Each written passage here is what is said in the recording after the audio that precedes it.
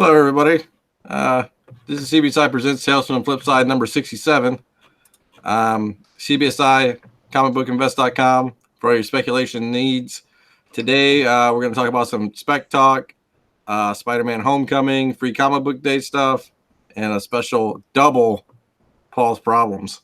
Double quotes. Can you handle it? Can you handle it? I can't. Like a very special episode? Yes. I'm Dean on Forgotten 5 Comics, and today I got the shirt on. It's you mess with the Cato, you get the Gatto, son. So boys, introduce yourselves. That's what happens when you get 3 cats. I know, it's terrible. It's terrible. Scotty Too Hottie coming in from Philadelphia. Finally had a nice weather day, so maybe spring's actually here. What up, gents?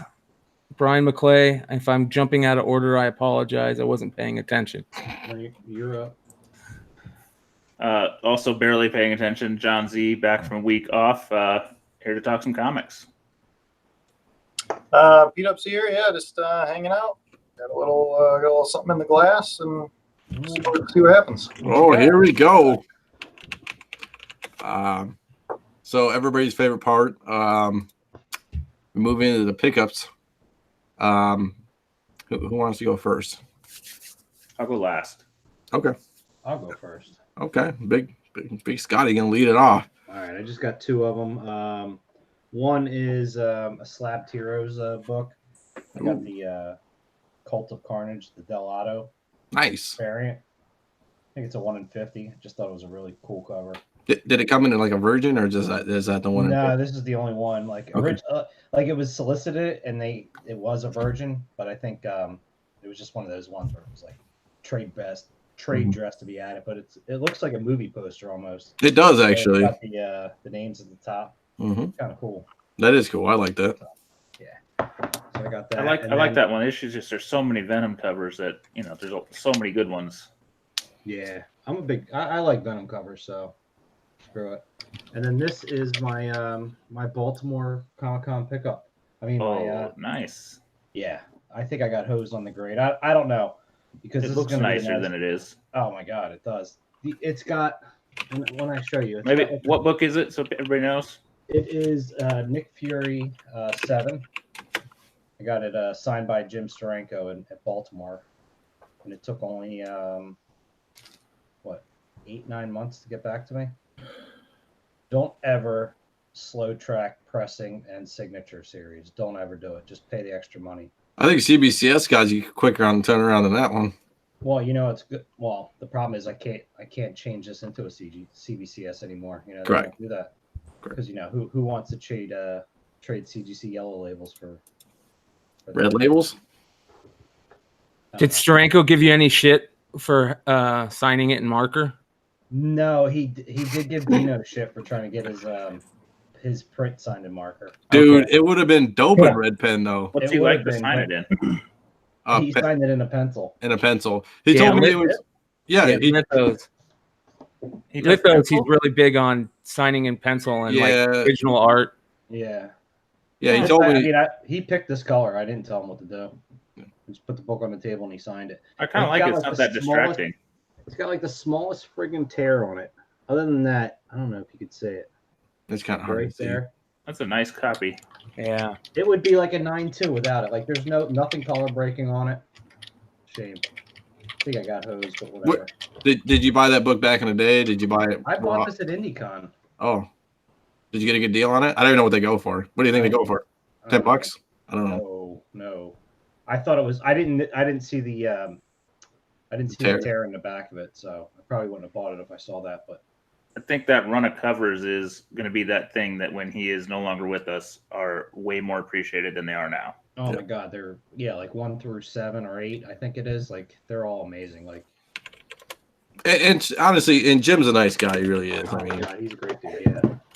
So that's it for me. I contemplate buying like a 9.6, 9.8 of one of those. There's a 9.8 of this up right now. It's like 15 or 1,800. Yeah. So I'll go real quick because I just got one. I was lucky enough to find this guy. Yeah. Is that the So quick preview? Is that the That's regular pretty cool. yeah, Nice. this is the actual back cover. The front cover is the Ferris, but Fables. yeah, Oh, yeah, Ferris, yeah, Ferris. yeah, and 2012 previews. yeah. So this is from 2012, January of 2012 previews. It's not in great condition. Obviously, found it sitting on a shelf at a comic shop, and they're like $1. And I'm like, sold. So, What are they going for? I have no idea. That's a good question.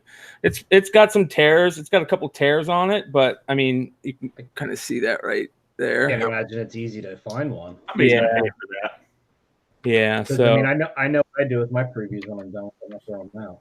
well, They take up a lot of space. Well, yeah, they do take up a lot of space, and there's a couple out there after getting this one that I kind of looked into that a lot of people know about already.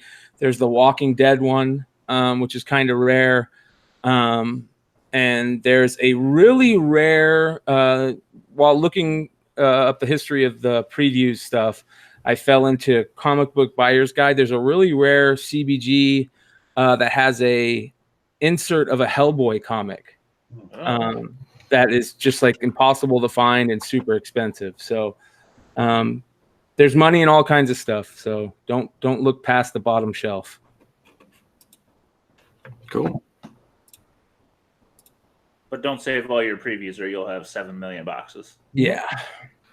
I'll go next, I guess. I went to a free comic book day, and I was gonna buy just boards, and I forgot it was free comic book day, so I was like, screw it. So I guess what should I add? So I bought this. I'll show you the price. I don't even care. So I bought A Force 1 through 9 set. I got it for like $10. I mean, we'll see what happens. I mean, there's no variants. This is regular covers. Gearing up for Marvel's diversity run. Maybe. Let's see what else I got. And just more Air Force stuff. This is like a number 1, right? You know, another number 1 Secret War style. I mean, I got these for $1, so I mean, I don't really care, honestly. The Civil War 2, and then this one, I think this is a cool cover. I mean, I don't know. It's Air Force 10. Got them all there. And then the thing I got for $1 that hit on the old top 10 list from Ben Stein. Nice. So Captain America 1, huh? yeah, it was just sitting chilling in the bin, man. I mean, it's beat. I mean, there's like, you know, no bag, no board. You know what I'm saying? But I mean, for $1, you can't beat it, right? I mean, It's funny. I was at one shop for Free Comic Book Day, and they had that Hawkeye 1 2017, the one with the alloys, all 3 go. They had one on the wall at like $10. Mm-hmm. They had one in the regular bins at $3, and they had one in the dollar bin. And I'm like, so you pulled one, but not them all. Yeah, I don't think some retailers are lazy, man. Yeah, this place is you can if you get a good jump up, it's all good, man. You know, we can you know, I can find decent stuff there. I honestly, the boys, I haven't been there in like maybe 2 years, probably, or a year. It's just the new books they don't have, and like all the big books they just send out these auctions on Wednesdays and I think Saturdays. And it's just everybody just bids it up to eBay. I might as well just sit in my underwear and sit at home and just bid on eBay, you know. So how was Free Comic Book Day? My place was a little busy. A lot of people just buying. You know what I saw? I guess I'll pull back the curtain a little bit. I saw a lot of people buying a lot of Thor comics. Digging through Thor a lot, Spider-Man a lot. A couple of people just browsing around. A lot of kids just grabbing free books and stuff like that. It wasn't. What's that? Cosplayers. Yeah. I mean, were there cosplayers? Were there cosplayers? No, nobody dressed up. It was just low key. They had a guy outside with a sign, a sign flipper, in like a Superman outfit. Dude, some of those guys are awesome at that. Yeah. I did listen to some guy talk about how he had Lionel train sets, like the actual tracks, not the trains, because I guess McClay can talk about this. Lionel trains are pretty expensive, especially if you have rare ones like I think it's cabooses and engines. I think are probably the ones that are more rare. But this guy had tracks, and the guy's like, "Well, they're really common." He goes, "No, they're worth something." And then he went on like a dissertation of how his line-out tracks were like worth like millions of dollars. So. But Nice. that's what I got. I mean, it's a very slow week for in the Dino household right now for comics. So. Busy buying cats. No hacks. Yeah. No new cats, is that what you said? No, I said no new hacks. No new no. Yeah, I'm thinking. I just ordered one. Yeah, no new hacks this week. I don't know. It's what's bad about this hack journey. I'm kind of feeling like Ben on this, where his stuff's all looking the same. You know what I'm saying? Yeah, and he's doing. It seems like he's doing a lot more now. Like yeah, and I just saw he's in Pittsburgh. He's doing a Pittsburgh. Anybody in Pittsburgh who is going to go to Pittsburgh? Is it Comic-Con? I think he said, or something. Steel City Con. Yeah, Steel City Con. I think. If you guys are going to go, I might send you a book so you can sign it for me, because that'd be kind of cool. So, but if you don't, it's cool. It's cool. Cool. Sleepy John wanders that way on occasion. Yeah, I think him and TJ both do it. So They're both wanderers. yeah. Hey, I do want to announce for Charlotte. So a lot of people are going. I always try to mention this every time. So we're going to be there. I think Z might show up. Maybe. Yeah, I'm booth getting number close. 2118. 2118. 2118. We're going to be there. Thursday. Yeah. What? June. What are you talking about? 2118? You talking military time? No, 2118 is our booth We number. want you to be there at 2118. Go to 2118 at 2118. What other CBSI celebrities will be there? DeMayo is going to be there. And Big leg. yeah, Big Leg's going to be there. And Sleepy John's going to be there. And I believe TJ Vaith is going to be there. And Tony's going to be there. And myself and Scotty. And who else is going to be there? I'm missing a bunch of people. DeMayo's bringing a whole crew of people for CBSI on the website to do a bunch of articles and stuff and marketing. Nice. Did DeMayo get a press pass? Who? Did DeMayo get a press pass? Maybe. I think so. I don't know that. Our boy Chungy's might show up there. With your Better books? show up. For like 8 hours. I don't care how long he stays. He better show up. Who else is going to be there? Like a mini Baltimore Comic-Con. Yeah, I mean, the more people are going to come out. It's all good. I mean, like you said, we open invite. Anybody wants to show up, we'll be at the booth. Come hit us up. If you guys want to, Leg needs some drinking partners because they're, Well, yeah, Sleepy with them. You need to take him in shifts almost. Me and Scotty, we kind of run the booth, so we kind of don't get too. I'm working all weekend. Yeah, we got to work. We got to put in work. So. Well, we know Tony just wanders around. Yeah. Well, Tony does his thing, man. He gets his job done. Like he's not there to talk to people. No, he's crawling around on the floor. Hey, you know what's funny? He remember at IndieCon, he bought that Del Auto. Remember that mini Ultra? I ain't judging. He's got that Ultimate Alliance signed Del Auto for like $50 from some dude. Dude, running it like that whole course, man. Yeah. That Ultimate Alliance. Does anybody know where that first one comes from? Because I'll pick up the second Ultimate Alliance 2 comics all day, every day for cheap, because you know where it comes from. But I don't know where the first one comes from. Where does the first one come from? I can't find it. At the Del Auto? Yeah. The Ultimate Alliance promo or something? It was a promo handed out at, was it Best Buy? I believe so. Best Buy or Target, but I think Best Buy. So you had to get it from the store and order it from that store. Yeah. I think it was a Best Buy pickup. Yeah, it didn't come in the box. It was like you ordered the game and you got the comic with it or something. Yeah, if anybody's listening, it was an Activision promo. What is it? Ultimate Alliance #1. Oh yeah. I almost bought the one Tony had when he auctioned it, but I wussed out. So I have like 3 or 4 of the Ultimate Alliance 2 ones. You can find those pretty easy, but not that first one is super hard to find. Yeah. Yep. So I can go next. I don't have too much. So I didn't know it, but it's the 40th anniversary of Alien. So Funko had their pop-up shop thing. So I have a Ripley Holding Jonesy, Oh, nice. one of their limited edition, or whatever limited edition means to them. But I wonder what the limited, like when there's something like that. I wonder how limited they are. unless We're it, in the thousands 5,000 now. maybe 10,000. unless it actually has a number on the box, that sticker might as well not be there, in my opinion. I assume But, it's 5 to 10K. Yeah, maybe. But I also picked up the Best Buy, which apparently is sold out now. The Steelbook Alien 40th anniversary, 4K, whatever, yada yada. Do you blah, ever blah. actually sell those steel books? I never sold my Logan. Just I still got my Logan. I wanted to keep them. I feel that this is more of almost a better hold than Logan. I got 2. It was limit 2 per customer, and so I don't know.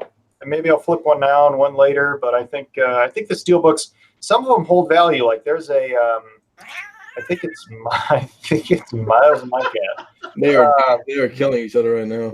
I think it's a Mondo. The Thing Steelbook. I'm looking it up right now. Mondo The Thing Steelbook. Let's go for sold. See what's going on.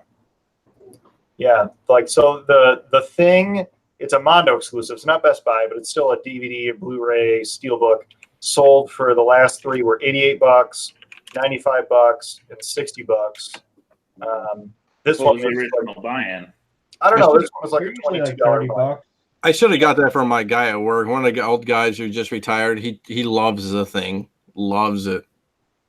I think you can grab them maybe for 40 on the low end. Looks like one of them recently, but anyway, I picked those up. That's all I got really. But Is it the color one or is it the black and white one? that black and white. Because the color one's like $30. It looks like. Yeah, it's the black background with the white Yeah. figure. Yeah, but yeah, that's a badass movie. But yeah, that's all I got. But so I don't know. The Steelbook market is alive and well, I guess. I mean, it sold out. This one came. If you can hear it, came loose in the Nice. box. Just kind of annoying. But then Well, you put that in the description, brother. Say 1 of 1 loose in the box. You just got to open the box and put it back in and then reseal it. Yeah. Yeah, There you go, dude. Yeah. Open it up now. It's Yeah, almost I'd like to see Paul work shrink wrap. What'd you say? And I'd like to see you work shrink wrap. I thought you just use saran wrap and just do it really tight, smooth it out with a hair dryer, right? Let me see how that works. Do it, brother. Those vacuum seal bags you see for food. Exactly. Yeah. Yeah, No, right. so I don't know. I might call Best Buy tomorrow and be like, hey, What can you do for me? I love these Paul stories of what they can do for me. And all of a sudden he'll get like a membership for like 7 months or somehow. Wait, you have to record it. Record the whole conversation, please. I'll do a chat so I can just do screenshots.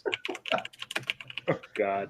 But no, I mean, I'm fine. You know, sometimes they'll let you keep the item. Yeah, I'll see what I can figure out. But I would say though, if they're sold out, they probably don't have any more. I know that's my worry. I mean, it's not a big deal. It They're couldn't like, have, hey, you yeah, know. return it. Come on, you don't have a Best Buy in Toledo, Ohio that It said on the paperwork I could return it in store, but I don't know. I'll look tomorrow. I got to call their 800 number and we'll see next week. But that's all I got. Record the conversation. It should be interesting. Cool. Anybody else got pickups? I think it's to me. Yes. I got a bunch. I missed a week, and then I ended up being able to travel from South Bend down to Indy on Free Comic Book Day. So I kind of made a few stops along the way. I don't know. I don't even know if I have an order. I'll start with some old stuff. Stopped at a shop and was just looking around, buying stuff, and looked at the wall books. They had a nice copy of Weird War. Cool. Nice. One. I've seen that on the Aristocrats of War, I believe, article. It's far from near mint, but it still presents really, really nice for that book. It is tough to find. What's the price tag say? It said 99, but he was having 25% off, so I say I'll take it. I just don't find it in any kind of decent grade ever. So Yeah, there's a black cover, so I agree. yeah, I think honestly, mostly there's some. I think their production creases here. Can you smooth those out with a press? No, usually the No, production not really. order. They've got the color breaks. I mean, it's grade decent, but not high enough to Those- probably grade it. Those production creases, though, they don't count those, right? They count them, but Usually they're don't. different. I think in books that age they usually don't. They're not too harsh about them. No, I mean color breaks they'll take into account some. I mean it would be okay, but like I said, it presents really, really well, and the breaks are right kind of in the title, so you don't see it too much. Same shop, I also picked up this guy. I don't usually buy pulps, but this Shadow Nice. from January That's thick. 1941. Well, it's a pulp. That's a They're cheap like tag. the old. They're actually more stories than anything. But it's Shadow. It's got a good cover. So there's not like a. It's not like a comic book. There's no pictures. I think there's some pictures, but it's more like a digest, you know. Okay. So Fighting off that damn dirty hobo. yeah, exactly. Dirty hobo's attacking a girl, and the Shadow's about to shoot him in the head. Like I said, I don't know. Occasionally Why not? pulps are interesting. This had a good cover, good look, so I went for it. It was under $20. This one I haven't even bagged and boarded yet. He had a pile of books. He goes, I got some old Dells in. You want to look at them? And this was an Airboy, I think volume 4, number 8. I just bought it because it had a centaur in it. It had He's now moved on to Centaur covers. it was a $10 Golden Age book. Can't go wrong. Oh, You got a unicorn on the when next one? I realized we haven't reached a new low, you amaze me. Now we're You specking can't on go wrong when Centaur they're offering you $10 Golden Age. I've been getting into the is it the Tales of Horror Z? Is that the ones like the Tales of Horror kind of? Dude, I don't know. There's so many. Yeah, I've been looking at those. They're like painted covers. Pretty cool. Oh, like the magazine. Mm-hmm. Yeah, the 70s stuff. Yeah, there's some good ones. If you get them high grade, they're worth it. Yeah. I went to a local shop. This actually wasn't a free comic book day, but dug through the back bins. I didn't have a kid with me for once. Picked up a Web of Mystery, Ooh. number 3. Mhm. It's not a fantastic cover, and it's really low grade, but you just at this point, I'm buying anything Golden Age, crime, horror, mystery that I can find. Yep. It's just going through the roof, so I took it.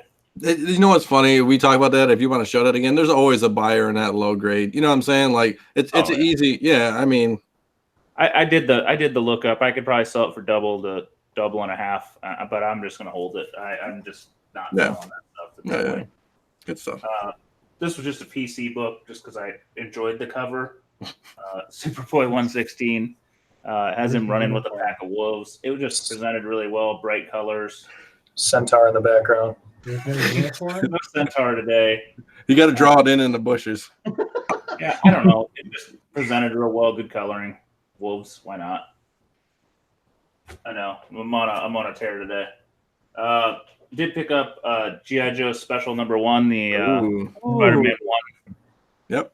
Homage. Good condition. Not gradable, but nice.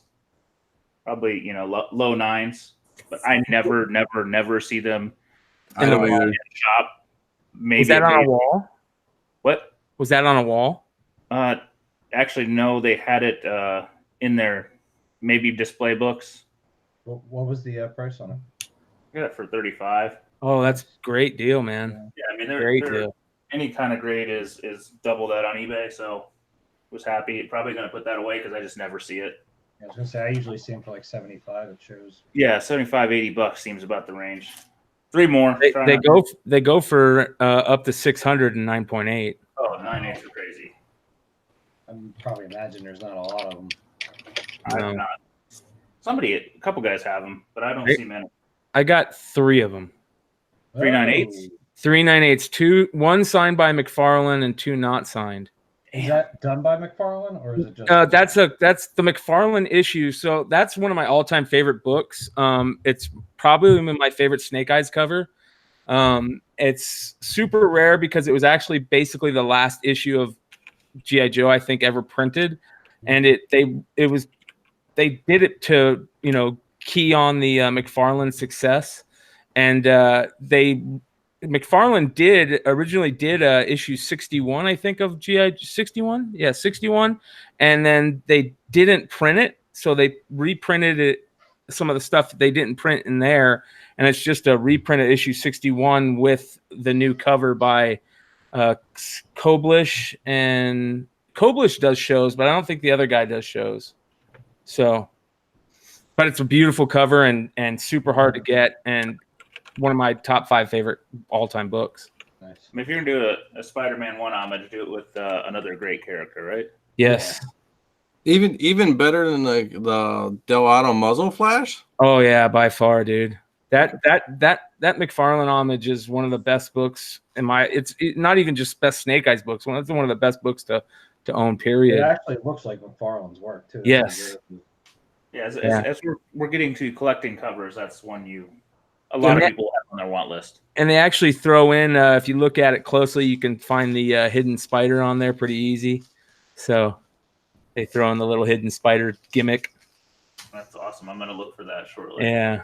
Well, and it has crossover appeal too. It has McFarlane, right, and a Spider-Man, and it has G.I. Joe nostalgia and 80s nostalgia. So when we talk about books that have resale value, that's hitting a bunch of different markets that you can easily liquidate if you needed to. Cross genres is definitely key, I think. And it was what issue? G.I. Joe what? Special number 1. Not European special or special missions. It's just special number 1. Special number 1. Okay. All right. So a couple more. These were all eBay items. Picked up this one is just one I hoard. Everybody's gonna go, "What are you doing?" But whatever. Usual. It's called Mopsy number 1. By Gladys Parker. The series in general has kind of been picking up. It used to be something you could pick up for $20-$30. I just really like the coloring on this cover, and it's one I've been buying. Do you know what year that was printed? 50s. Yeah, I think it was 51. I think. Does that sound familiar? Yeah, so like Mopsy was a comic strip that, like a fashion model, and then they turned it into a comic for about 15 issues. I'm sorry, it's 48, boys. My bad. St. John's Publishing, which is a tough one to find anything from. Yep. And it's just got a bright red-orange color cover. So MCS, just for reference, MCS has a 1.5 for like 146 and a 2.0 for 300. So I mean. And I bought this for about a third of that. So yeah, wow. Perfect. Making money. I like it. Said which one to go with next. I'll go with this one. I bought a slab. I love duplicates. I bought a second Captain Marvel Adventures number 18, First Mary Marvel. This one's a 1.5 that I happened to grab during a Game of Thrones episode on auction because it seems to be about the only time you can kind of get a deal. Hey, yeah, problem. Yeah, I've been there on the other end. So, I mean, I think going rate should have been about 50% more, so I was happy to snag it. That's awesome. Yeah, you don't go up against Game of Thrones. No. I've been meaning to have auctions. I'm like, I'm just going to wait. Yep. And I think I talked about it before, but this is like the whole quantity one of the Golden Age. On the back of this issue, they had collectible, quote, cards, comic cards. And cool. Half of the ones I've ever seen have these cut out, and they actually just cut the whole page out, so it's automatically a 0.5. Is that incomplete then? Yeah, the only time I've seen it qualified is somebody actually cut the cards out and left the rest of it. Yeah. And they did give it a green label. It's sitting on eBay right now, so it's the damnedest thing. But so many of these are incomplete. Lots of them are missing centerfolds. It's just a tough book. I tell you, if they ever do anything, I didn't see. I mean, when they ever do something with Mary Marvel, man, it's gonna be skyrocketing. Somebody told me that she signed like a 5-picture deal. Like it was a pretty. They have plans if they can keep the franchise running. Who signed a 5-picture deal? The actress. Who's playing her? I don't remember. Yeah, we can look. But I don't know. I'd heard that somewhere. Don't know where. Don't know if it's reliable. But I think just they had the Michelle Borth. They had the guy playing Captain Marvel Jr., the kid from the OC. They didn't sign those actors not to do sequels and stuff. So, also, it's the first appearance, cool painted cover. She's right front and center. You can't do much better than that. So I guess this girl Michelle Borth is in Hawaii 5-0 Combat Hospital in the Forgotten. Okay. There's two actresses. There's a young actress and the slightly older actress. Yep. I think that's a slightly older actress. So. And then the last one, I delved into some more original art. Ooh. I try not to spend too much money on original art, and yes, I'm buying eccentric stuff, but this one hit pretty much the Z, rabbit hole or pinnacle of all crazy shit I buy. So it's a Western with a shark on it. Almost. I picked up the original cover art by Dan Hipp for Teen Titans Go Volume 2, number 14. Nice. Which happens to feature a nice Beast Boy cover, so that's also, hitting the mark. And it's got pizzas, bro. It's Pizza Throne. That's awesome. It is a throne of pizza, so hitting on that. And it was, I got it for $250. I don't think you can complain about cover art. No. For it's a kid's book, but it's I'm gonna add on to you because I did see a bunch of kids going through Teen Titans books, man. Bunch of kids at the Free Comic Book Day. I think they are. I mean, this is that one. I say that's a long play. I mean, if comics can hold interest, it's characters like that Teen Titans has been on the air more than almost any other show in the last 20 years. They've had different series, different runs. They've hit different age groups. They're just all over the place. I do have a 99 that we're gonna get graded soon. A Doom Patrol 99. Oh, nice. It's one of our best selling books, man. Like it's very like quite a few of them. Yeah. You get low grade. They sell all day at 100, and you go to the mid grade, they get a little better. Yeah. Graded ones just don't seem to move very fast above like the 4 to 8. That mid ground, that's 5, 6, 7 just sitting to sit. I don't. Yeah, and I don't even know what mine's gonna be. So. Yeah, I mean, you get in the high grade, they move fast. You get in the low grade, they move fast. People just don't seem to want to pay for the middle right now. Yeah. I mean, I can sit on it. I mean, it doesn't matter to me. I mean, whatever. No, it's a good book to have. Yeah. That's it. Okay. That's a good haul for you, man. As I'm trying to go around. Paul, what do we have next, man? So we talked about Endgame last week, and we kind of wanted to move into what's next as far as speculation.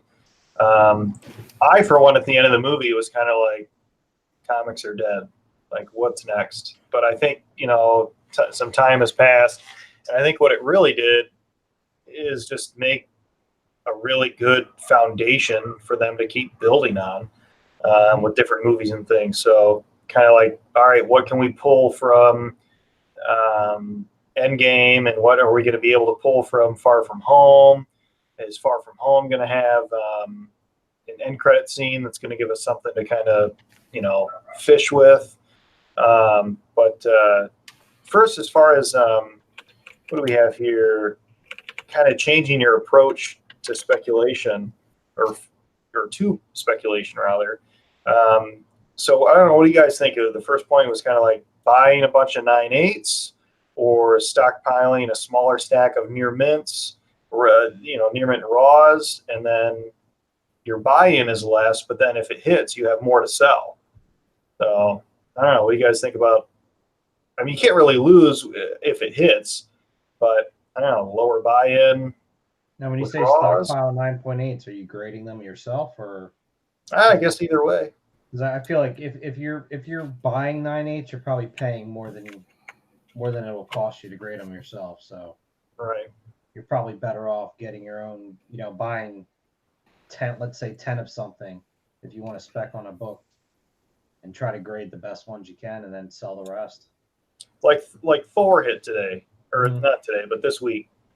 And it's Monday, so Thor hit recently. The 337, the first Beta Ray Bill. Beta Ray Bill. Yep. So, I mean, I've heard about that. I heard about that a while ago. I think I bought a 9/8 maybe in 2017 and just threw it in a box, like whatever. It's a semi-key, major key, however you classify it.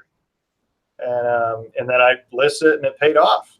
But I mean, so like, if you believe in something enough and it's big enough to be believable, what do you what would you do? Would you buy a bunch of near mints? Would you grade what you bought at cheap that would be a 9.8? I don't know. Well, it depends what you. Okay, so I guess it depends on like a 9.8 cheap. Back in the day in 2017, what was a 9.8? Maybe $125, maybe $100. I mean like a raw. I meant.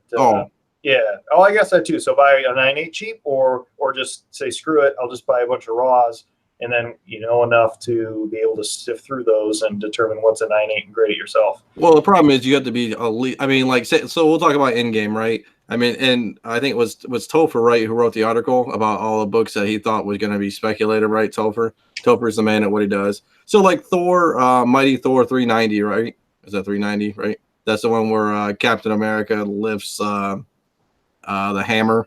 I mean, like that book right now, I mean, is going nuclear. I don't know what it was going before the movie. I mean, I don't think it was, not $90, or $80 or whatever it's going for right now. Paul, to answer your question, I think it really depends upon what you can afford. I mean, yeah, and maybe it comes down to space. Like if you don't have space, maybe 1/9/8, probably a good idea. But I mean, if you can have 10 or 15 copies, I really think it comes down to what you can afford, and like you and ASM 300, right? I mean, yeah, I mean, you bought those way back in the day. It wasn't like you bought them 2 years before Venom was announced. I mean, I was buying them every chance I could.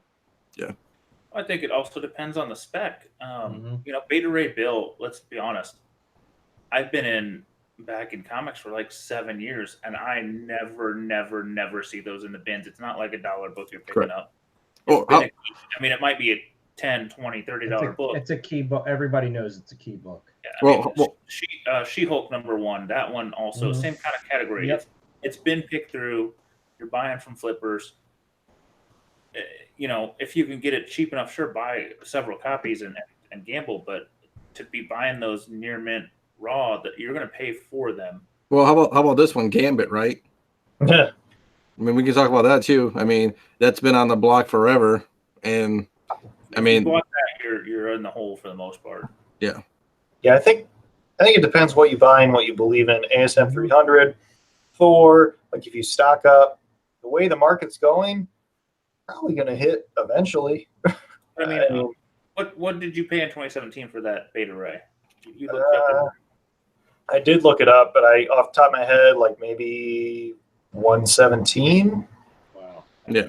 Off the random top of my head, I could try and scroll up because I shared it in one of the chats and I flipped it. It sold. What's that? It was closer to 2, but what'd you flip it for? It sold for 500 plus shipping. That's win-win, man. Yeah. I think that's going to be about the cap for that book because I think there's plenty of them out there. And that and that's the mistake that I've made in the past is like, all right, it was announced, like hold your horses, cool down, wait for the trailer, wait for more announcements. And for this one, I was just like, why? Don't hesitate to take the money. Well, you can't really lose. It depends if the market keeps doing the usual ebb and flow. So I sold it for a good amount, and then I wait 6 months to a year. Nobody cares. People give up on it, and it dips again. I could buy back in, and then it actually hits, and I can kind of win twice. Well, what's funny? I pulled up this spreadsheet. I don't really want to show it, but it was a 2015 spreadsheet that had everything in it from back in the day, like a Bible, comic book Bible. And I was looking through this list of stuff. I mean, they had, first Thanos, first X-23. Just I'm looking at all the characters on here. There's Marvel and DC combined, kind of like, and most of this stuff's already hit, man. Like, I mean, first Nightwing, first Deathstroke, Doomsday, Lucifer, Dark. I mean, I don't see anything. I mean, what, like first Huntress, is that really going to be something? You know what I'm saying? Like, I'm just looking at these. The big characters hit, but like. Well, I think that's why books like that, when Captain Marvel gets the hammer, I think that's why they're going so high so fast because there's not much left. Like, I mean, even first Moon Knight, who hasn't done anything, is still big. I mean, first Jubilee, first White Queen. I'm just looking at things here, So, I mean, this week, Quasar has hit because there was an Instagram post. Yeah. And there's 2 different IPs or issues you could buy. And who's specking on that, honestly? I mean, I mean, I've picked up some of the Cap issues when I see him, and I think I had a Hulk at one point, but like I wasn't going hard on him because he's so far down the list of characters. Remember, look, if you're buying after the announcement, unless Too it's late. cheap, you're paying too much. I found it, Z. It was June of 17. Yeah, it was 185.50. All right, But- so you doubled your money after fees and a little bit of change. Nice. Yeah. But I mean, that's the thing. You can never be afraid to take the money, especially when you could at least double. yeah, it took me a while to learn that. I Do mean, we- because how When many- you how see many guys times do you- posting 72 copies of a book in 9.8 and 9.6 on the couch, you know there's a lot. Yeah. I mean, how many times do you wait and then the price drops, or All the time. the market floods, or as Mel says, the undercutter wave comes in? So we were kind of having the outline. We'll kind of find out who the real speculators are without an end game cutscene, without the free, the freebies per se. We'll see rookies versus veterans as far as the spec game and giving stuff out for free versus actually thinking about it. I know I was talking to Matt DeVoe and, how Cassie Lang and Clint Barton's daughter is looking promising as far as moving towards a Young Avengers cast down the line. Mm-hmm. So I don't know. I don't know if you guys, if there are people specking on Young Avengers, like what books are key, or is that kind of falls back into how much do you want to give away versus how much you believe in and all that stuff. Yeah, I mean, I'm not really touching any of this new stuff right now.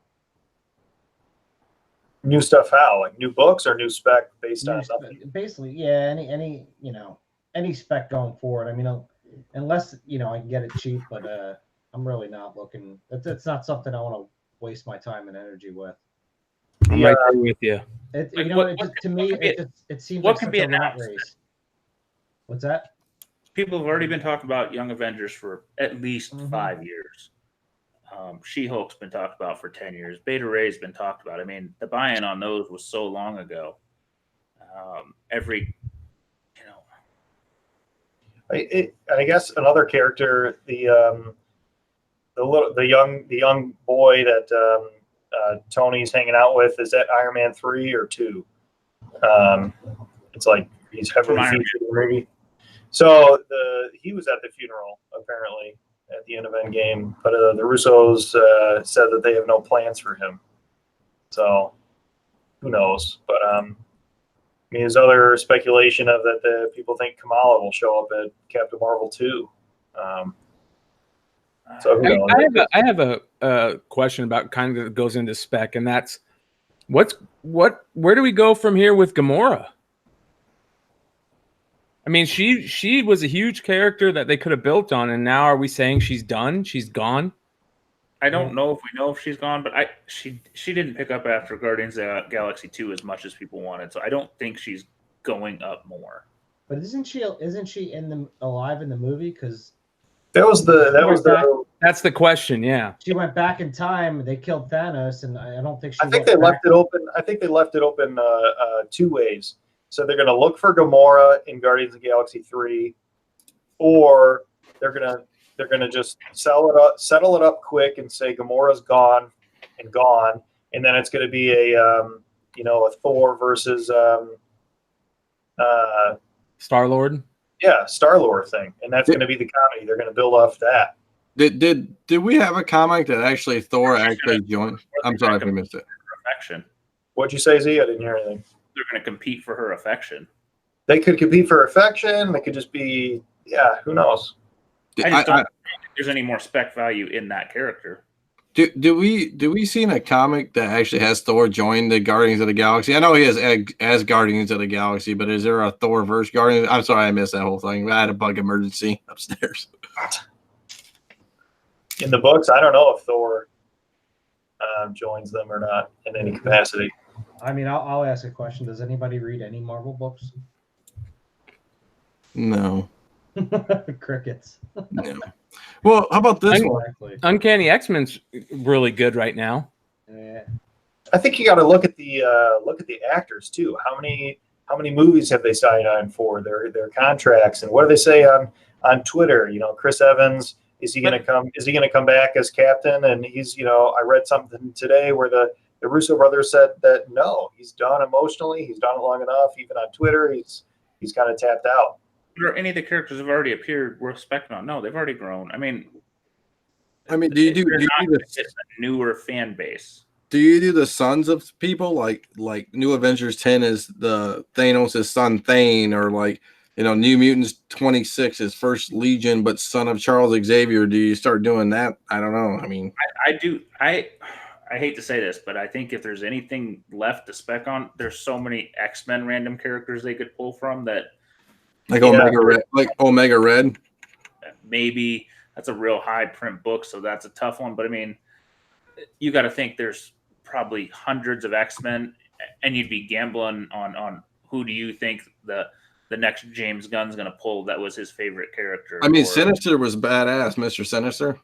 There's some hope for him. I don't know. I just think only reason is because they have not really done well with spec in those movies that there's probably a few that have some potential, but you could bet 100 of them and lose on 99. Walker made a post recently where he brought up forget what issue it was, but it was the first appearance of Starjammers, and that I think that issue has like a huge amount of first appearance people. So I think you hit it right on the head with that, Z. I think the X-Men are a good place to spec, especially that issue like 100 and up, you know, type thing.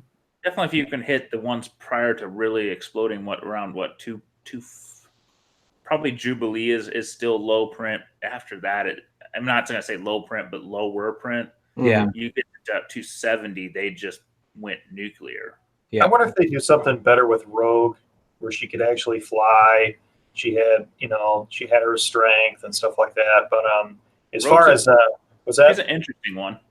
As far as Far From Home, if you haven't seen the trailer, if you haven't seen Endgame, don't watch that trailer. But if you've seen Endgame and seen that trailer, then you're good. If not, I guess skip ahead 2 minutes or something. But as far as tying in X-Men, someone was talking about it maybe on Facebook or chats or who knows. So shout out to whoever that was.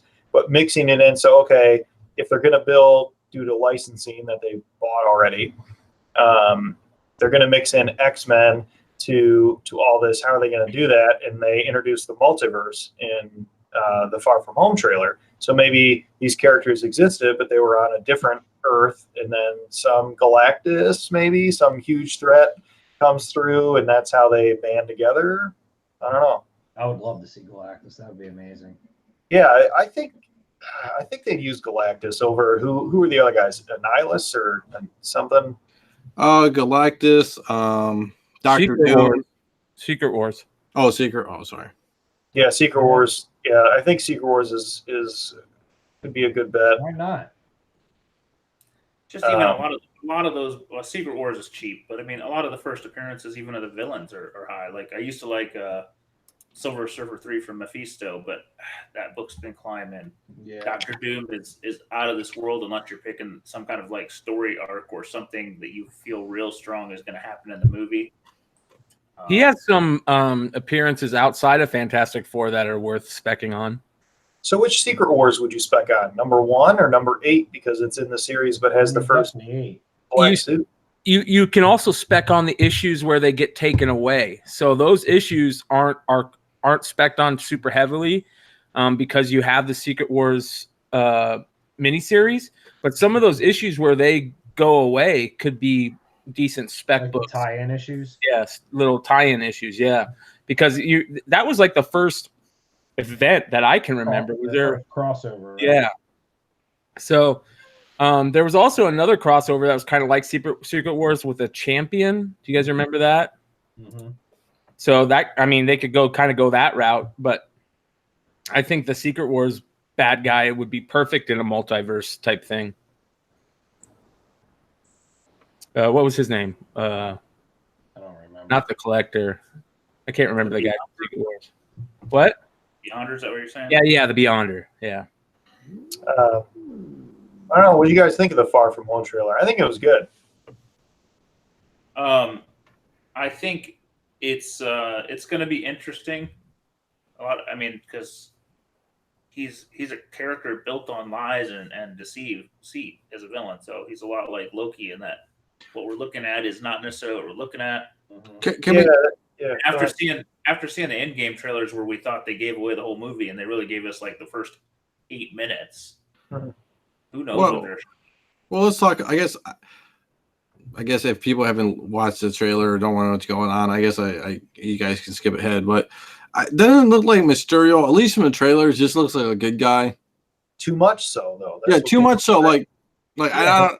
If you were like a Loki guy, you wouldn't want to like look like a villain, right? Right. Correct. I understand that. I mean, so what's the premise of the trailer? Mysterio comes here from his Earth to ask for our help. Like, that's what I didn't get. I don't even know if he's from a different Earth. Let's be honest. Yeah, that's what they say in the trailer. Yeah, they did say. Fury did say he's from Earth, just not our Earth. But he's an illusionist. Yeah. How do we know? We gotta believe that. Yeah. So I feel like he's gonna earn Peter's trust because Peter's in a vulnerable spot with Tony being gone and looking for another mentor / trying to find his own spot, maybe. And then Mysterio's going to screw him in the end. Like Doc Ock, kind of. Yeah, something like that. I think he's going to take a heel turn because it would be real interesting to use a villain as a hero the whole show. A heel turn. I like this little wrestling. I mean, I think that'd be awesome. And I think it would open up a lot more than just, Mysterio. Is there any, is Mysterio ever Spider-Man's friend in the comic books? I mean, I don't think so. There's been a couple of times where he's kind of seemed like he was going that route. Yeah, Mysterio is a very awesome character that they have a lot to build on. I mean, not the Mysterio that was first started in comics, but the Mysterio that came later, where he was. I think he did some Hulk storylines and stuff where he was just like crazy. He was a nut job. I wonder if at the end of the movie he takes MJ to his Earth. Huh. That'd be weird, but it'd be that. Who knows? I think that you guys have it though, where he's definitely a villain. There's no way he's a good guy. It would just be weird. I mean, I get that they're going for a good family movie, but it's got to build on something, especially if it's the last movie for what were they calling? They were calling this Spider-Man the last phase, the last movie of the phase. What's that? Phase 1. It's the first of the new phase. This is phase 3, so they head into phase 4. I thought that they said that Spider-Man was the last movie of this phase. Yeah. Phase 3. But here's the question: like, even the multiverse existing, I don't think that they're going to take it into. They got to keep it. They're not going to take it to Miles and Spider-Gwen right now. That just feels too rushed. I could be wrong. It's going to be a buddy cop movie. They got to keep it somewhat contained for people who don't know what the hell they're watching as well. Yeah, I mean, if you ask, okay, so let's that's a good question. Or that's a good statement there, Paul. So we're super nerds, right? Theoretically. Now, if you go to the casual fan, and you, I know. Theoretically. So if you go to a casual fan and tell him to watch him or her to watch the trailer, they wouldn't know, like, how many people know who Mysterio is and know all the power. I mean, for a common fan, like, I mean, it's going to be like my wife would go, "Ooh, Jake Gyllenhaal." Yeah, exactly. And you got to get the honey pot. The studios build on the audience's emotional reaction too. I mean, I read a spoiler for Endgame where Tony, after he took the Soul Stone, was in that same whatever land or whatever pool. The pool, and he saw his daughter, and apparently in this cutscene his daughter was an older version of herself and forgave him and blah blah blah, but it didn't resonate with the audience, so they cut it. So they got confused because they didn't know who that was. Right. Yeah, so the same thing, like whatever, they have to they have to balance the nerd fandom. And that could have been just bad story writing too. It could have been like, they could have said, "Hey, I'm blah blah blah blah blah." I don't know. Who knows? Anthony L brought up a couple of good points that I agree with him 100% on. One, just because the Watcher is my favorite character, it'd be cool to see a Watcher show up like the real Watcher, you know, like the big, huge guy that just sits in the back and doesn't say anything. That's really creepy. That'd be cool. But I also like that he brought up House of M. I think House of M would be a great way to bring in the X-Men universe. Yeah, I agree. Because so it could be too, because Scarlet Witch was kind of just a wrist exerciser in a lot of movies, but then in Endgame she almost ended Thanos. So it's kind of like how powerful is she? So it could be the most powerful. So let's say I don't know how it happens in House of M, but who knows for the movies? Let's say somehow. I can tell you, it's real easy. She said no more mutants, and then pretty much all the mutants were dead. Yeah. Okay. So let's say she does that, or Fury convinces her that she should say this or cast a spell, and she doesn't know what she's doing, or I don't know. Who knows? Something crazy, and that could tie it in. Like this Earth that had all these mutants to defend them against evil is now screwed, so we have to help them. I don't know. They could tie it together all crazy ways. But I'm just reading on Wikipedia here. That's horrible. But how are they going to do that when Quicksilver died? Didn't he die in the?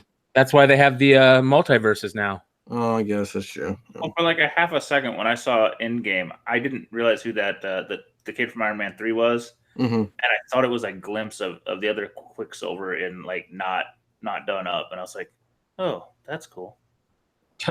Just fucking with the timeline. Like I almost see it. It's just gonna kind of phase in unexpectedly and weird.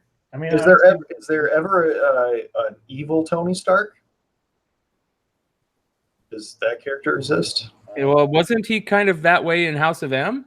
I can't remember because he had a House of M mini series. But is Robert Downey Jr. is his contract up? I think he's done with the movies. Yeah, and they can't afford to pay him again. I mean, have you guys seen the numbers he's making on this movie? Well, let's talk about it. He got a back end deal after Iron Man 2 because they wanted to keep him because he's the linchpin. So he's had a back end deal on the last several movies. Like profit sharing, you mean? Yeah. So he on Endgame made over $75 million. And right now, the prediction based on that extrapolation of what he made per million, he's heading towards $100 million on this movie alone. Well, okay. So you got to just even if he made shitty money on Iron Man and the other Avengers, he's made $250 million playing Iron Man. But wait a second though. I mean, numbers are numbers, and me and Scotty talk about this all the time. Scotty just says it's ones and zeros. For Disney, it's just ones and zeros, right, Scotty? I mean. Yeah, 100 million is nothing to them, right? Who cares? But especially if they're giving back end deals, because they need to bring him back? No. I mean, I'll put it to you this way: put a couple movies out, and if they're not doing as well, then you might have to. I just think they've grown past. Not that they don't need them move on from these. Not that they don't need any of them, but you can write anyone out of a story. Mm-hmm. Well, let's talk about Iron Man. I got something. Once you bring in time travel, I mean, anything is possible. Like nothing is written in stone anymore. You can bring in a younger multiverse Tony Stark. You could do anything. You could do whatever you want. Truthfully, if we're looking at the future, you need a genius that sometimes is questionable in his decision making. Reed Richards is coming in. There you go. Yeah.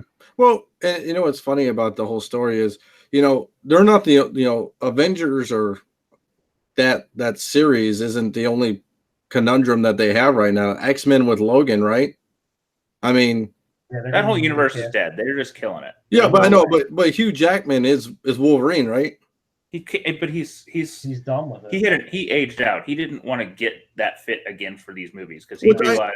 Which I understand. I'm sure Tony Stark's the same way. I mean, I think Robert Downey Jr. What if he did like Old Man Logan though?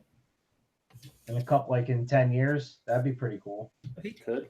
They're gonna recast, and it's like everybody's new because I mean, Fox are idiots. They've done the Dark Phoenix saga twice. Messed it up. We're reasonably sure the new one's a fuck show, so yeah. I mean, and they had Hugh Jackman and couldn't do it right. And they cast a lot of those people really well. They just can't tell a good story. No. Yeah. I thought I mean, they- the they original screwed up Days- X-Men, the X-Men 2 were good. They screwed up Days of Future Past. Like, I don't understand, especially when they're going off of like a run like that. Like, you have the whole script. I love Oh. Days of Future Past. That was one of my favorite all-time Marvel movies. Yeah, I didn't like that the story was like so different. You know, a lot of people that I talk to about that have the same feeling. But my thought process on that is they couldn't do that same story just because time was different, right? I mean, it's hard if they didn't have Kitty Pryde as a main character yet. Yeah.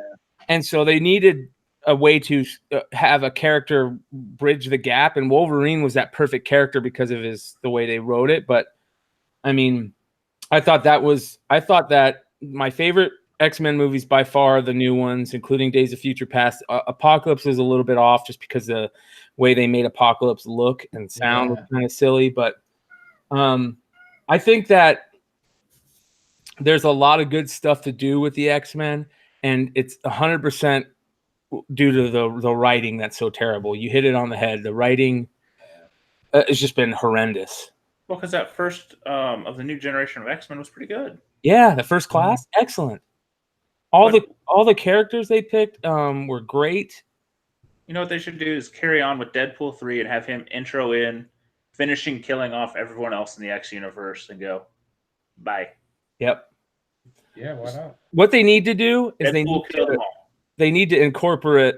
You know what would be cool is if they did a Uncanny X-Force movie, and that's how they brought in the X-Men as like the Uncanny X-Force are that team that goes around and, you know, does things the wrong way, but you know, they have to be done. And then that's kind of like what's happening in the universe is like all these, you know, major people are ended up dead, and they find out it's the mutants that are doing it. That'd be kind of cool. And then it turns out, you know, there was a reason for them doing it type deal. That'd be a cool way to introduce them because Deadpool's part of that team. What would be an interesting conundrum is if they like Deadpool enough to keep him, are they integrating him or keeping him separate? Because like Colossus and those couple of random characters they've shown, or maybe Deadpool just lives in his own world and you leave him be. I see you integrate them all. I mean, that's the best part about it. Yeah, I think he could be the one that could link it all together. You can't have him in a Marvel movie though. Yeah, you can if you go. They did. Did they do the PG-13 version of? I guess it's terrible. Though. Was it? Yeah, it's terrible. I watched it with a couple of the older kids just because they were dying. Mm-hmm. The Fred Savage's scenes were epic, though. The what scenes? The new scenes with Fred Savage. And Deadpool, those were epic. Well, I think that Deadpool was written much different in the Uncanny X-Force. I mean, he was still kind of Deadpool, but he was also a badass, you know, Deadpool type thing. And I think that they wrote him a little bit different, and I think that they can do that in the movies the same way. I think to be fair, I guess Deadpool doesn't even cross over with that X-Men universe. He's kind of always been on his own.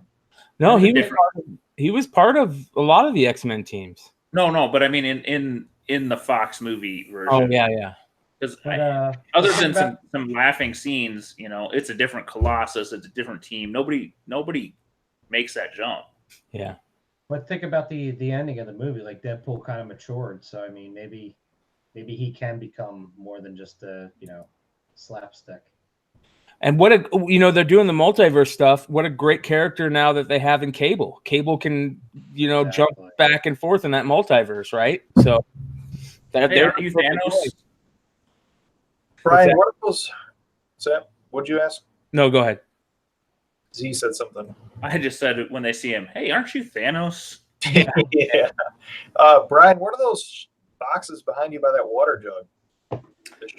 Those are like Life magazine size boxes and stuff. They're so snubby. Yeah, they're just big magazine boxes. Are you collecting Life magazine now? No, they were part of that collection that I got. That they were just had a bunch of books in it. So what's in there? There's nothing in there right now. I got a box what kind like of books that. in there? Let me Were there No, like Life magazines in this deal? I've Yeah, just there was stuff like this, like weird stuff, like this old calendars. Oh yeah, okay. Um, The really weird Treasury editions. Yeah, treasury editions, a lot of treasury edition stuff. Let me grab this here. I've never seen a box like that. That's why I was asking. It's so short.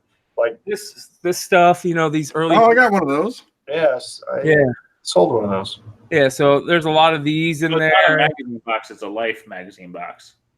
Yeah, it's a Life magazine box. Gotcha. I've Yeah. never even seen a Life magazine. Like I bought a Life magazine holder because I thought it would fit art, but it didn't.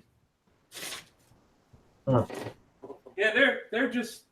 Holy Interesting. shit, that's massive.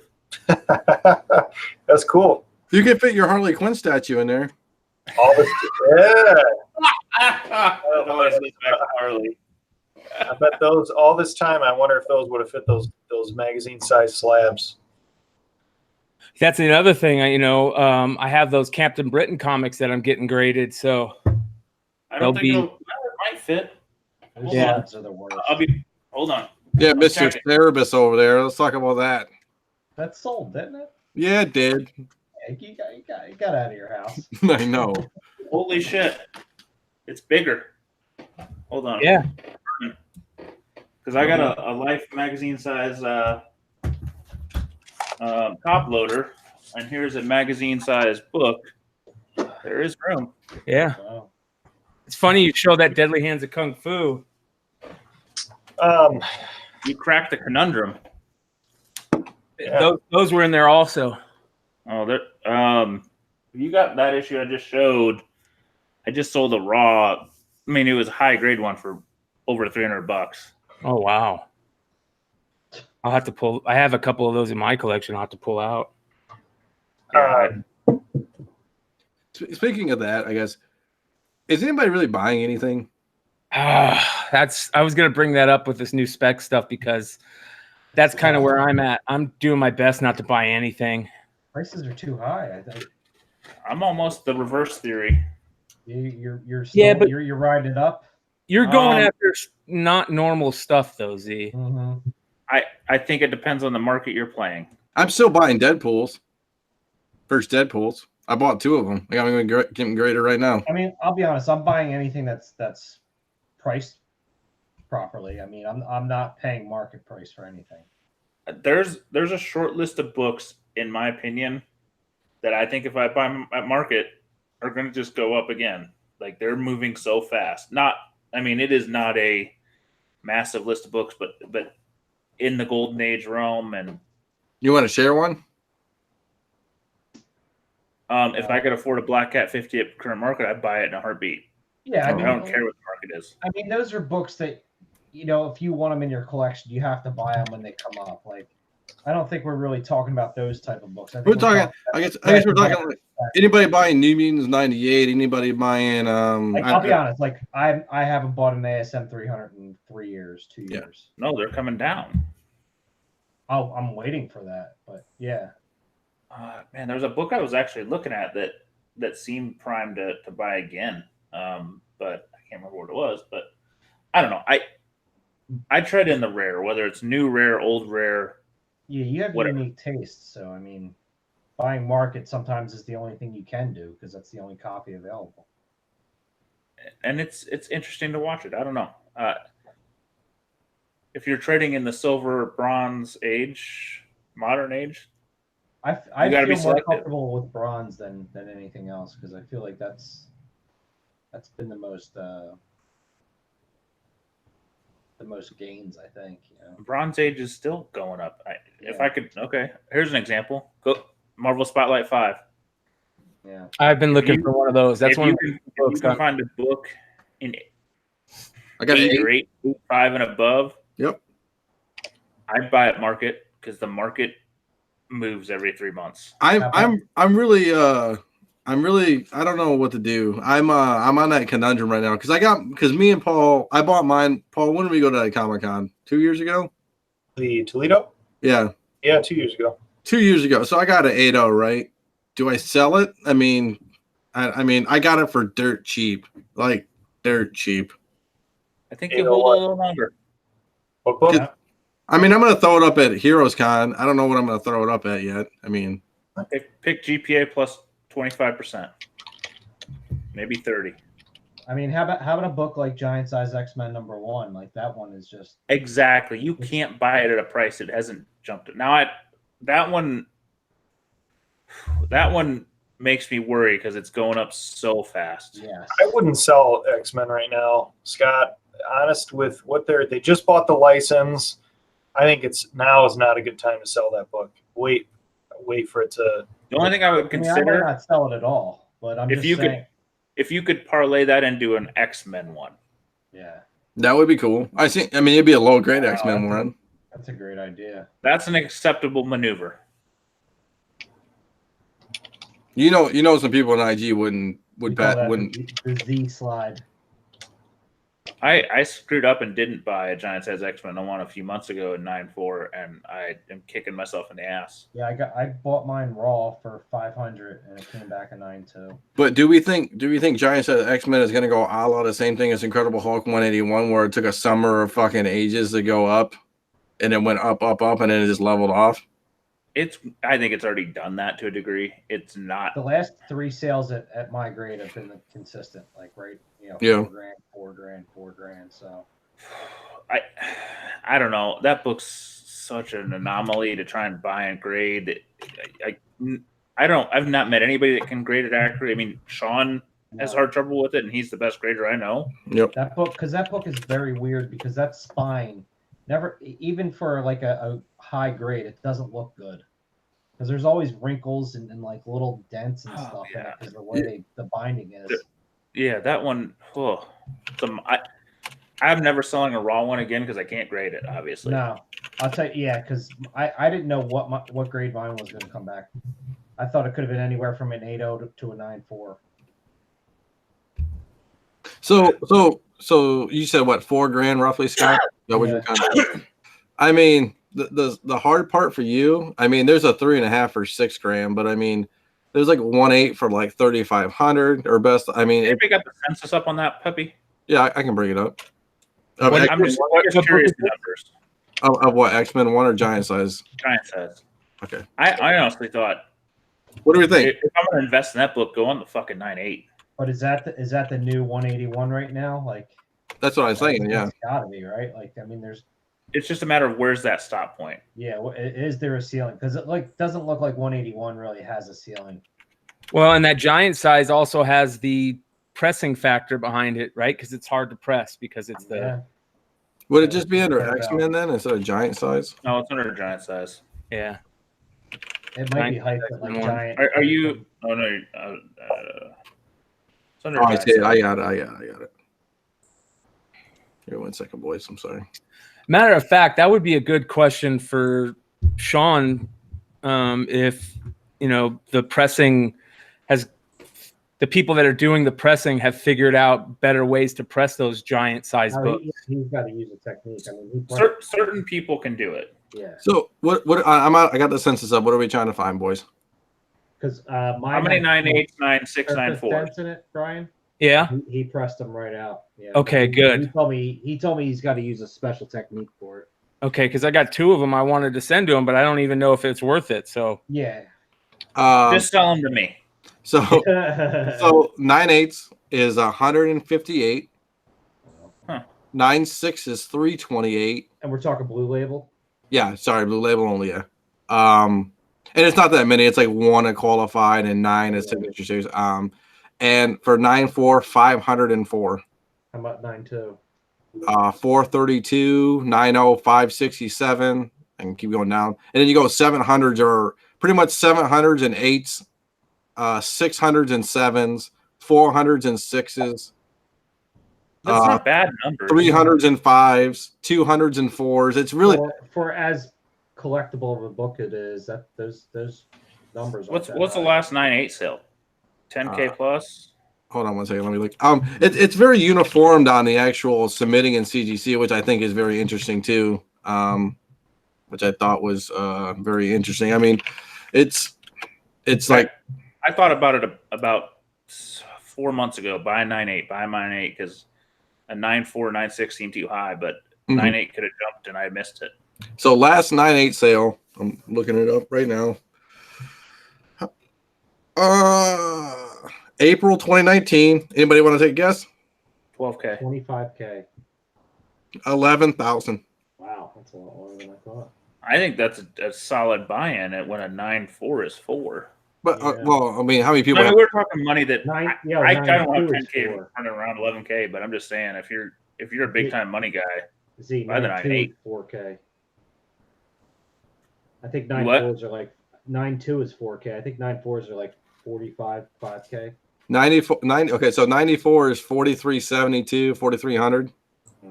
92 is about 3,500. The last sale was $4,000 though.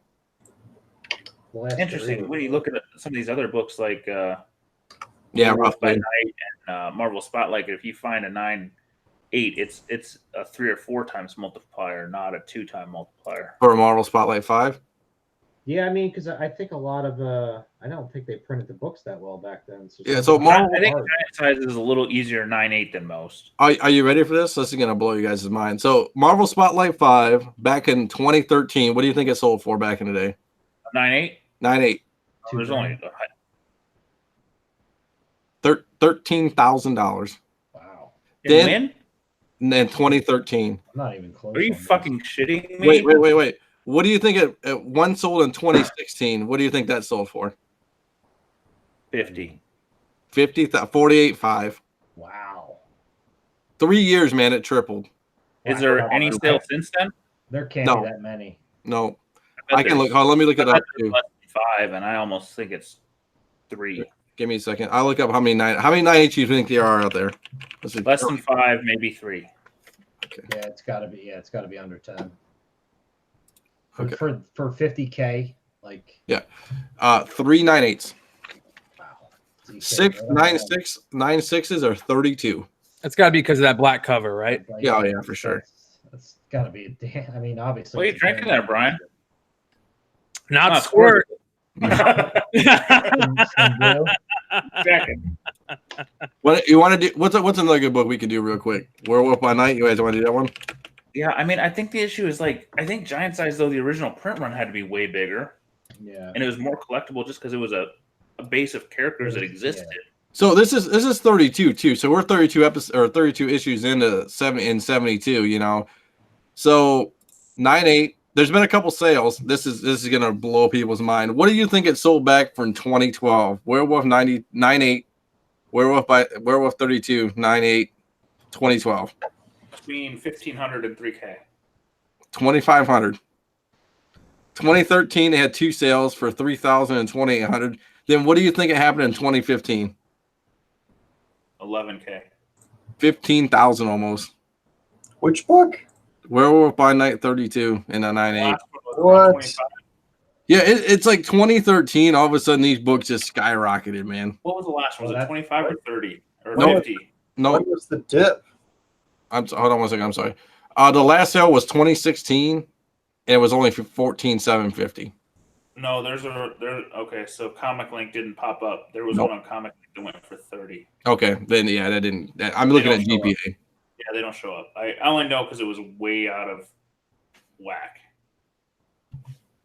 Now, let me. I mean, I like collecting 9.8s, but I don't think I could spend that much on a 9.8 because I just don't trust that it doesn't have a tick on it, or I think we are not thinking about it the same way because like I've said before, there's other markets.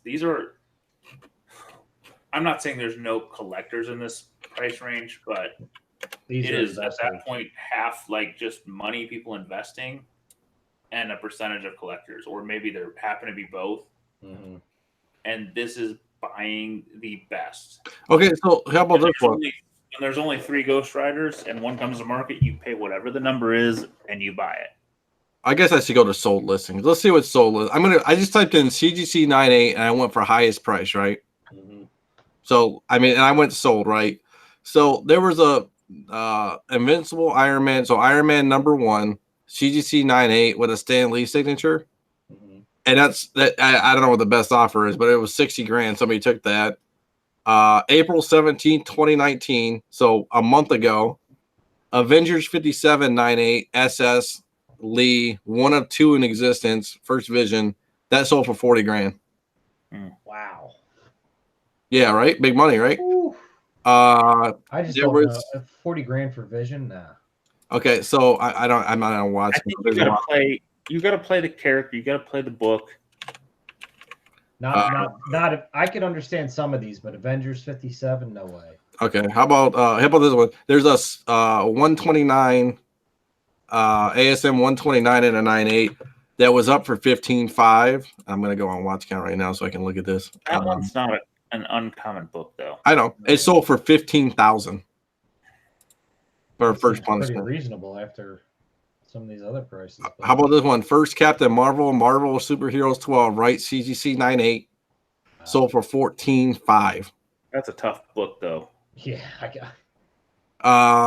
We talked about Giant Size X-Men. There's almost back to back months on this for Giant Size X-Men. 9/8, one sold in February for 11 grand, 11,100, and another one sold for 11,058 bucks. Yeah, this is crazy stuff. 11. I don't want to seem sell like any that Golden bad Age of a right buy. now. I really don't, because I think the Golden Age is nuts, but I've often contemplated selling off some and just buying one of those. Yeah. Well, I mean, at that price, that doesn't seem like that bad, really. How about this one? This is in Paul's territory. Teenage Mutant Ninja Turtles #1. Ooh. CGC 98 second print though. All right. 1 of 8, I guess. 7,500 bucks.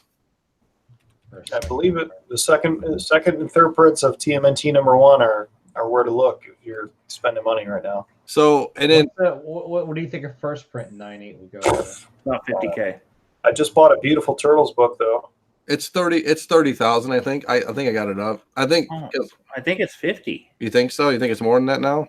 I think I saw it go for 50 somewhere, very close, like 40 to 45. Can't Okay. imagine there's more than 10 of them. Yeah, that's all right. It was I remember yeah. talking to TJ, Yeah. and he was debating buying for 25, and we both kind of went, I don't know.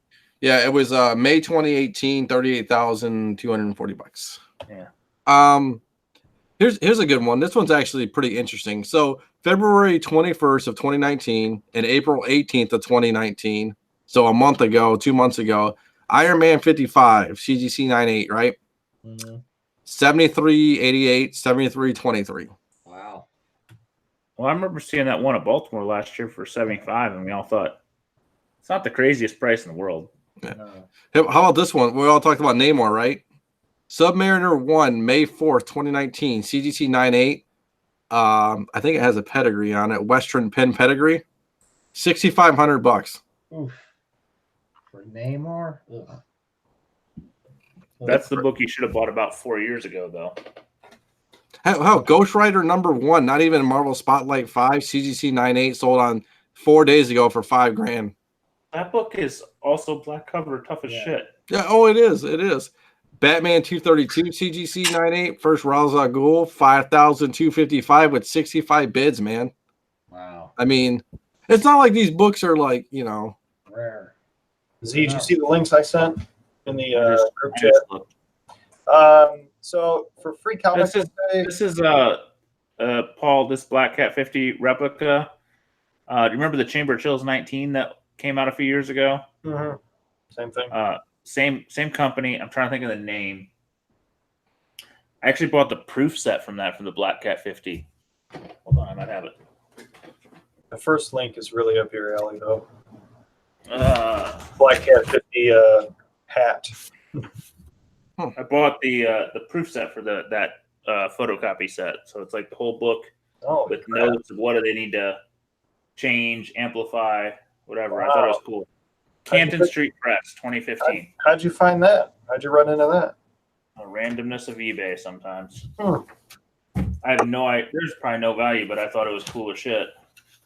Well, as our listeners tick away, for those of you who are still around, I wanted to bring up Free Comic Book Day because the hobby is growing.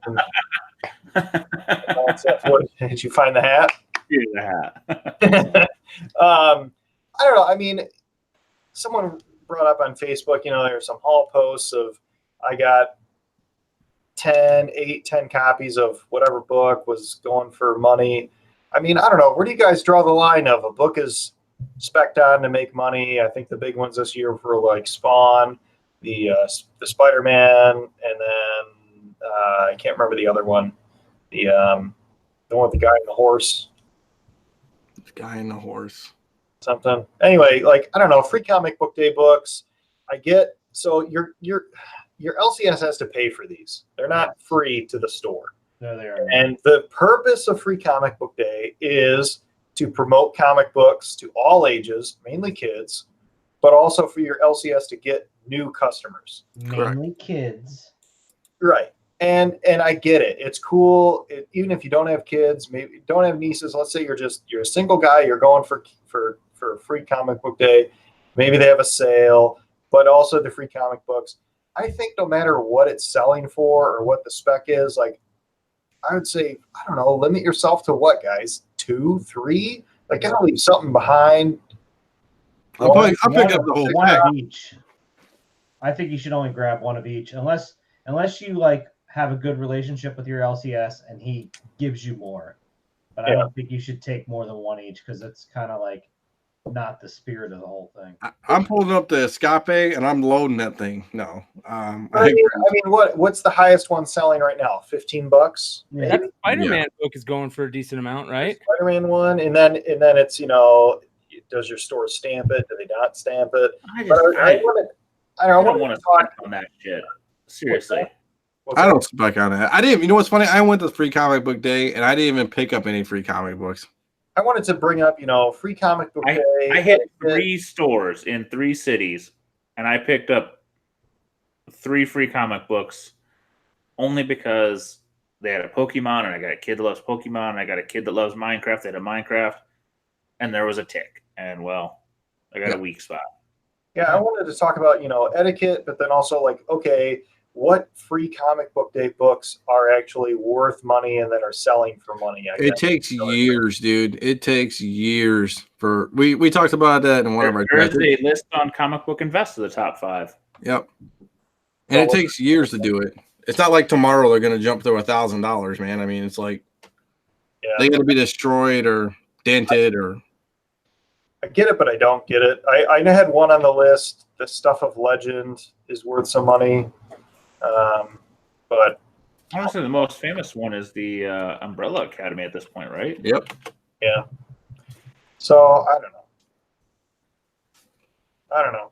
I think it's bad fucking karma. I mean, I believe in comic karma. Don't be a douchebag. Yeah, take them. Ask for them at least. Like, clean a store out if you're. I don't know. Just be cool about it.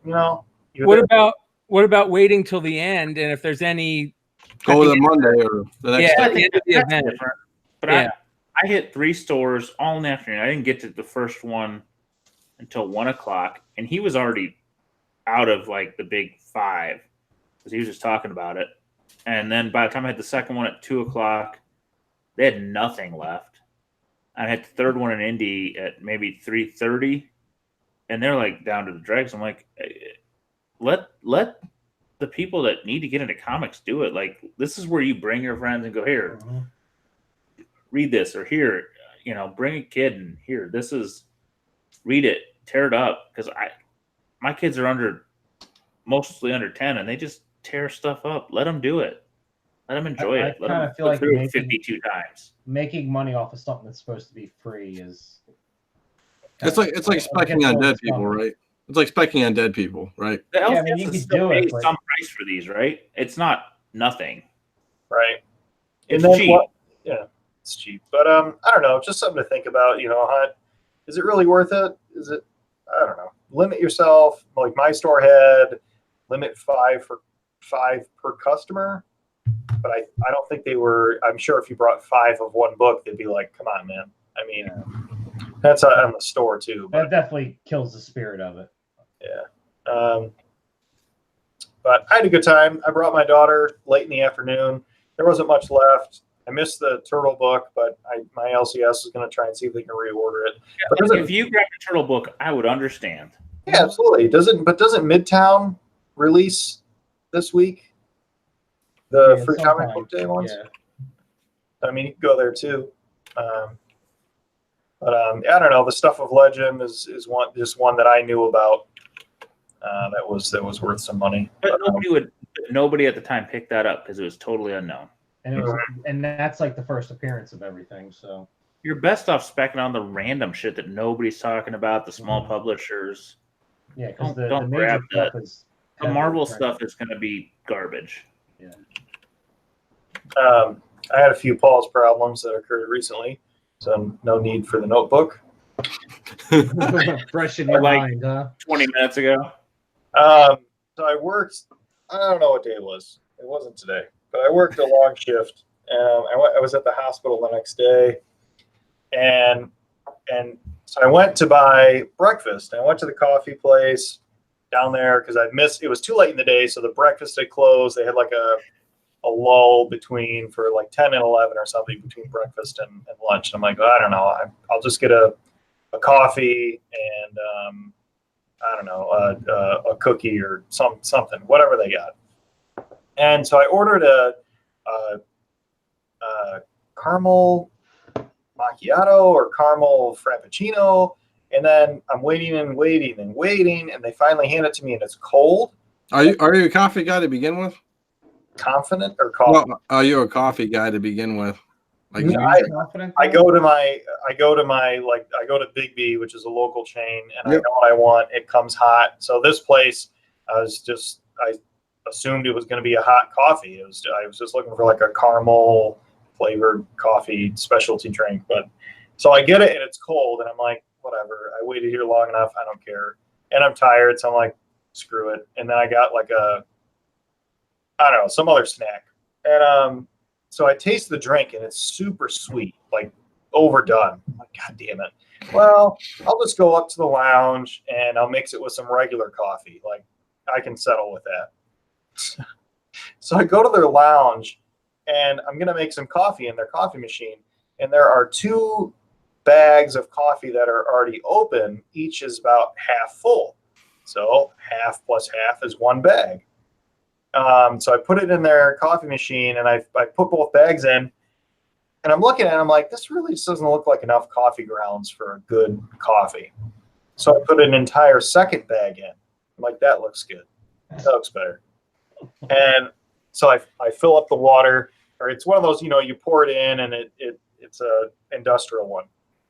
So I'm watching it brew, and I didn't want to wait the whole time. So I took the glass coffee pot. I didn't break the glass coffee pot, but I took it, I put my cup under it, and I kind of put the edges together and moved it over to fill the coffee cup up and then mix it with this super sugary drink I got.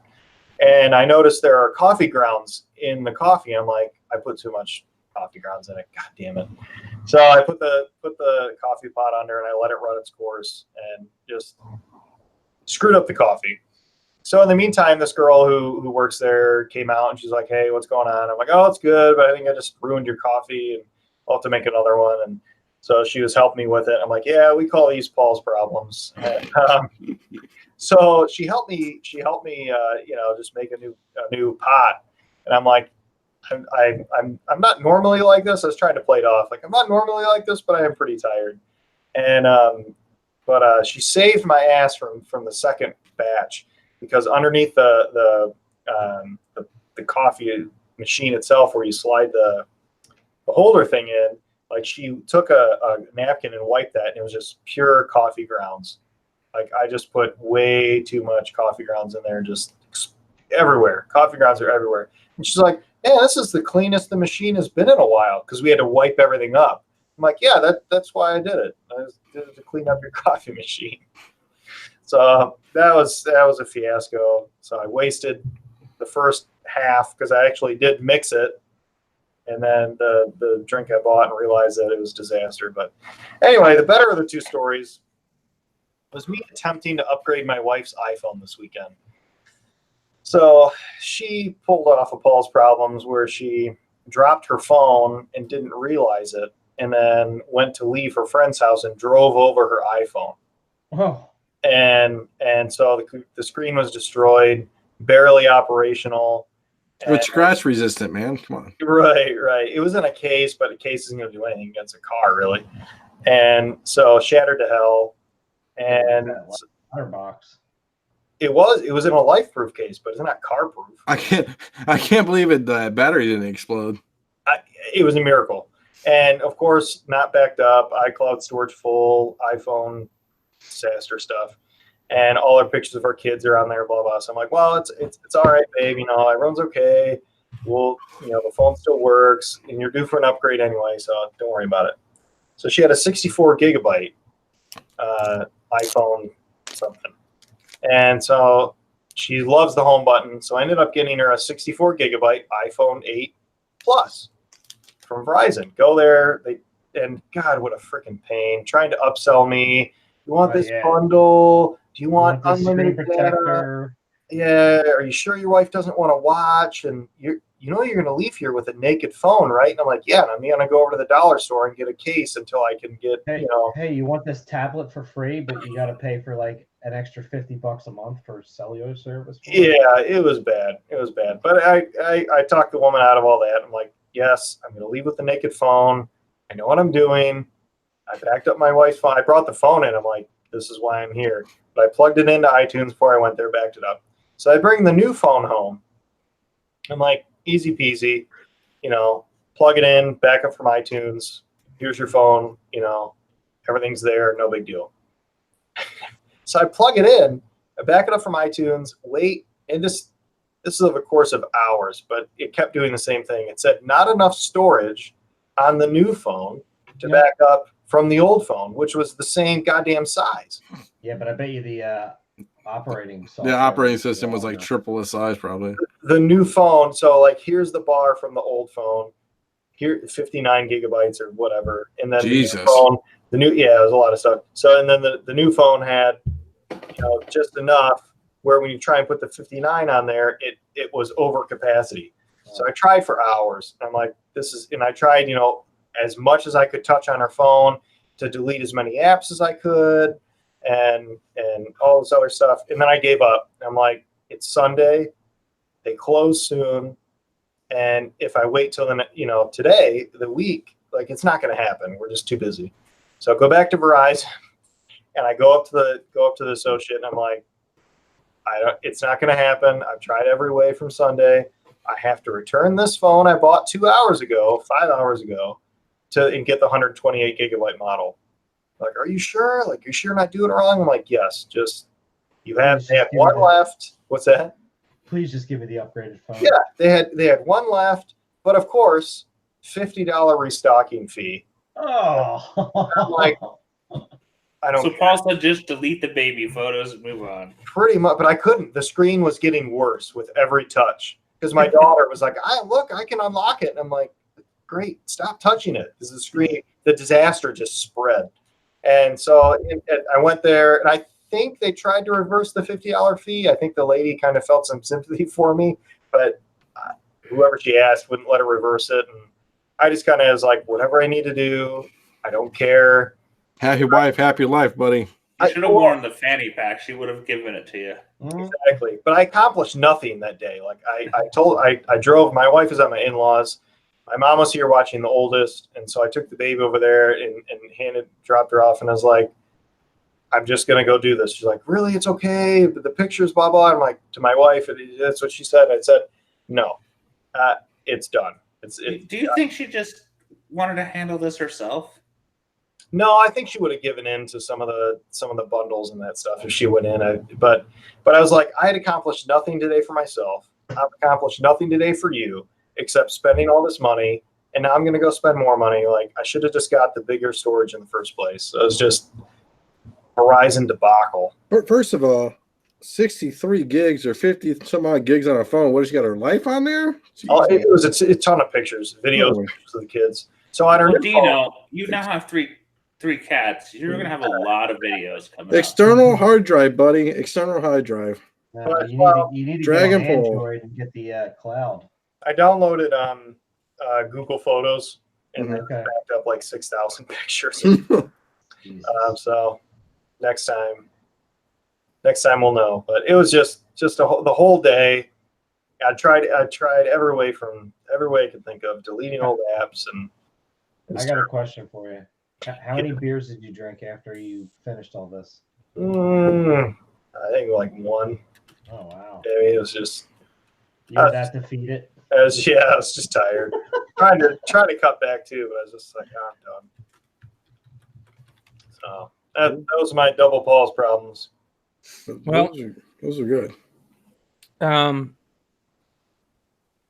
Real quick, I'll open this pack here that we've been talking that I didn't tell anybody about. What do you got today?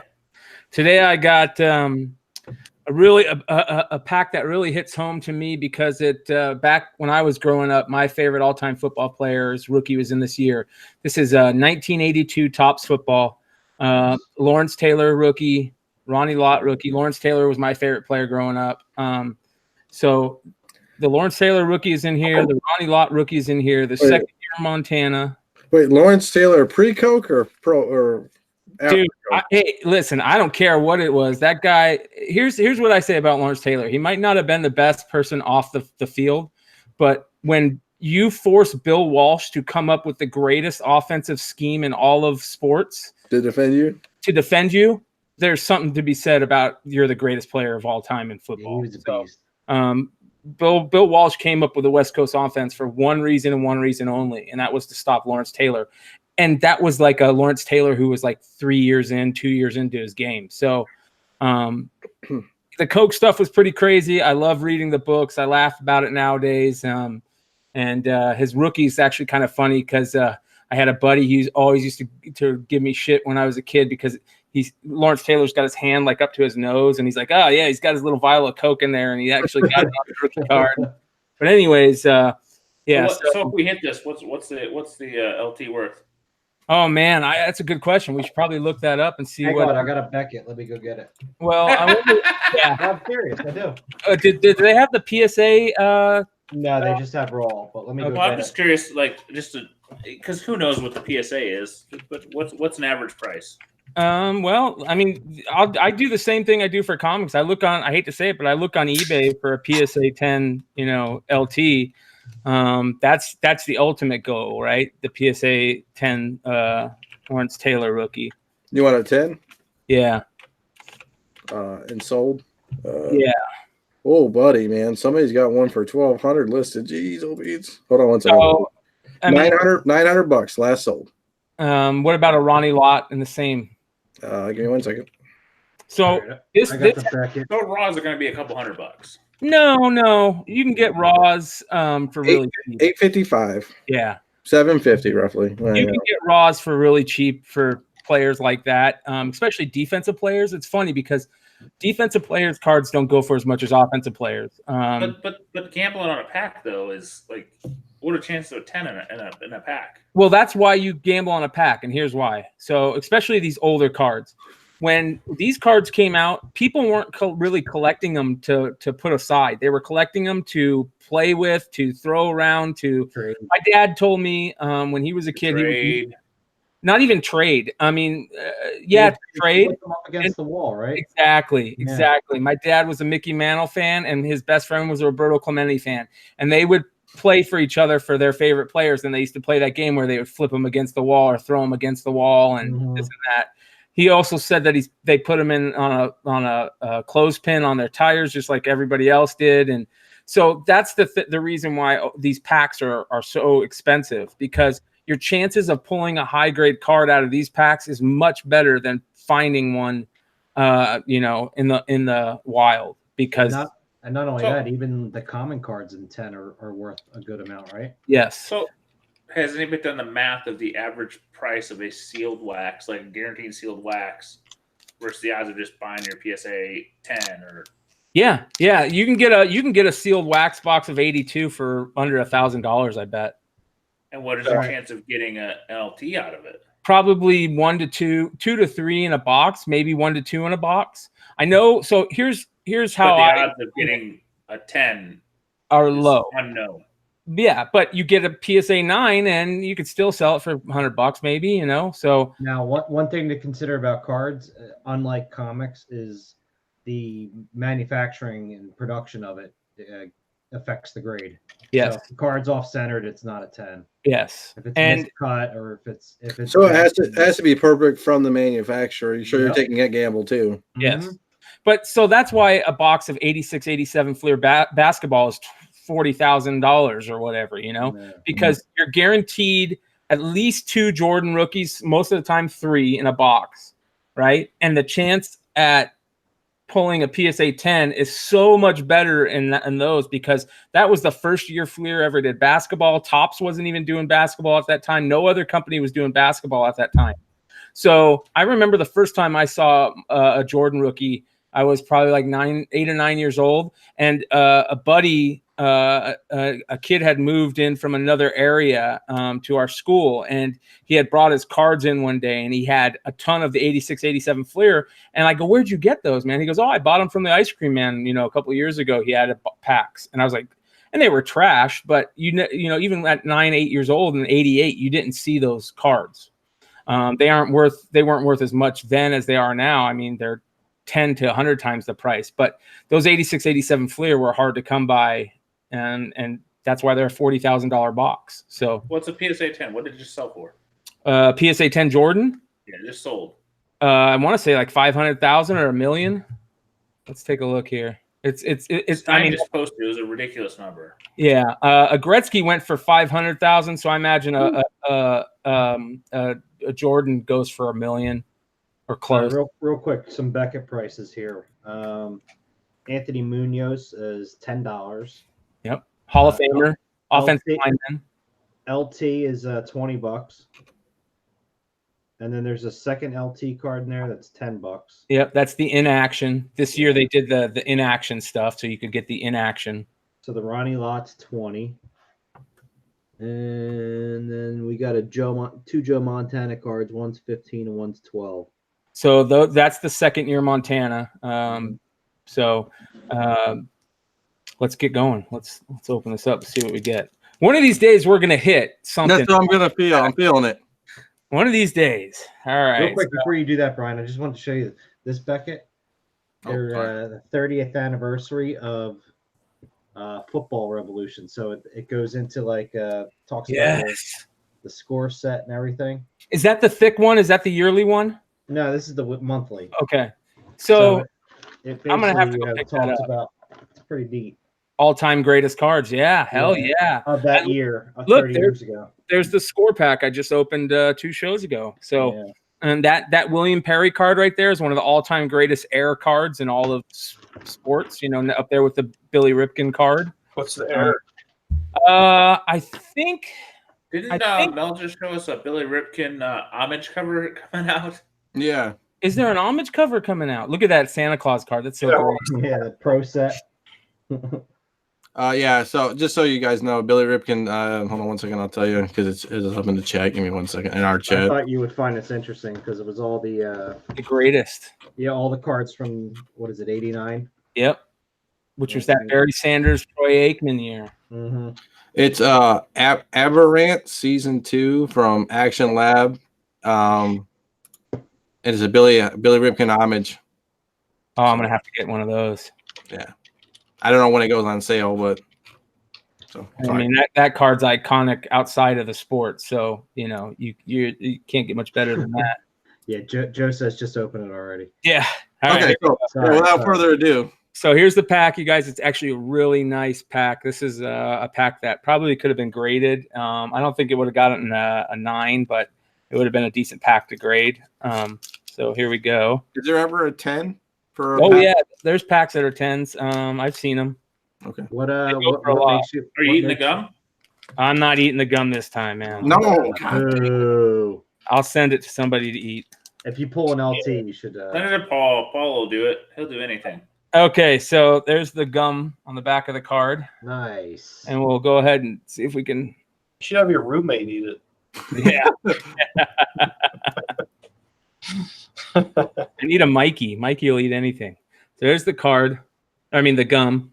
I'll put that aside with the that pack. stuff wasn't even good back in the day. No, it wasn't. All right, so here we go. So here's Riley Odoms. Never heard of them, but Bad dude. Centered pretty nicely. yeah, it's not centered too bad. So let's see how the rest of this pack is. All right, this is one of those record breaker / inaction cards. Dan Fouts, the Hall of Famer. Outs. Yeah, You get him to sign that. yeah. And then here we go. Bernie Cunningham. That's actually centered really nice. Yeah, it is. I mean, that gives me hope. Here's one of the inaction cards. This is Jerry Robinson. That's Centered nice. I mean, these There are you go. just coming out really nice. This one is Frank Lemaster, and you don't see that very often anymore. Inside linebacker. I don't see that very often. Here we go. There's another inaction card. Kellen Winslow, Hall of Famer. Nice. Senior. Yeah. Here's a old school Patriots card. The old school Patriots logo is one of my favorite all-time logos. Yeah, Rod Shote. that is such a cool logo. Yeah. And that's a really nice card. Here we go. Dolphins. Ed Newman. Newman. I mean, look at the centering. That centering's really nice. I mean, even some of the badly centered cards. Okay, so every 82 pack came with these special stickers. Ooh. Yeah. I almost thought that was Warren Moon for a minute. Yeah, right. All right, here we go. Stanley Morgan, another Patriots card. You're a little hurting if it's Patriots cards back then. Yeah, but man, that centering is just really nice. You probably got most of these in, right? Philly fans will love this. Ron Jaworski. Ah, Jaws, nice. Yeah. Centered really nice. Joe Birds. I mean, that is beautiful. I mean, just beautiful. Shane Nelson. How many cards were in the pack? I want to say 15. there we go. John Jefferson. JJ. Yep. I went to ASU, I believe.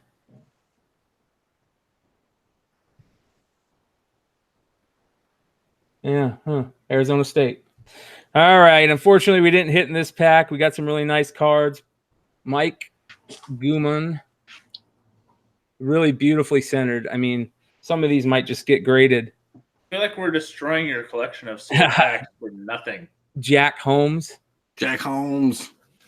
Yeah, that thing's perfectly sized. I mean, these are just, look at this one. And this is the back card or the last card. And John James, it's a punter, but I mean, that's centered really nice. So unfortunately, we didn't pull any hits out of that pack. One of these days, guys, we'll pull something. I'm not going to stop until we get some good hits. So You're gonna pull a Gretzky rookie sometime. yeah, I know. Awesome. So this is kind of the problem with these packs, right? You're taking a chance, obviously, especially when the sets are pretty high. Tops, especially in baseball, did some really high numbered sets. This set goes at least to 280. Here we go, 407. So Wow. you have at least 400 cards, and 36 packs in a box, and let's see here. What do we got here? 15 cards in a pack. So 82 Tops had 528 cards to it. So, yeah, that's a perfect example of why it's pretty tough to pull something nice out of these. But one of these days we will get it. I will not stop until we have some excitement from these packs. So, And Brian Woods is going to miss it. Yep. well, he's already had that excitement, man. Well, I know, but he's going to not know us until you say, holy shit, we hit. That was great. It was. I mean, that him pulling that Barkley was just awesome. That was you just pulled a $400 card, dude. You didn't even realize it. Real quick, I wanted to bring this up. Woods and Stein were always big backers in the Topps Living Legends set. Mm-hmm. And I pulled the trigger on 2 of the Living Legends yesterday. I got the soccer. They just decided to do a soccer or football, whatever you want to call it. I might have to get that one. Yeah, it's called the BCL, I think it's called. Mm-hmm. The BCL? I can't remember. But of the first 3 cards for the first set that they're offering, Messi's one of them. So you can't go wrong on that. For the Living Legends set being as limited as it is, that might be not the same as the baseball ones.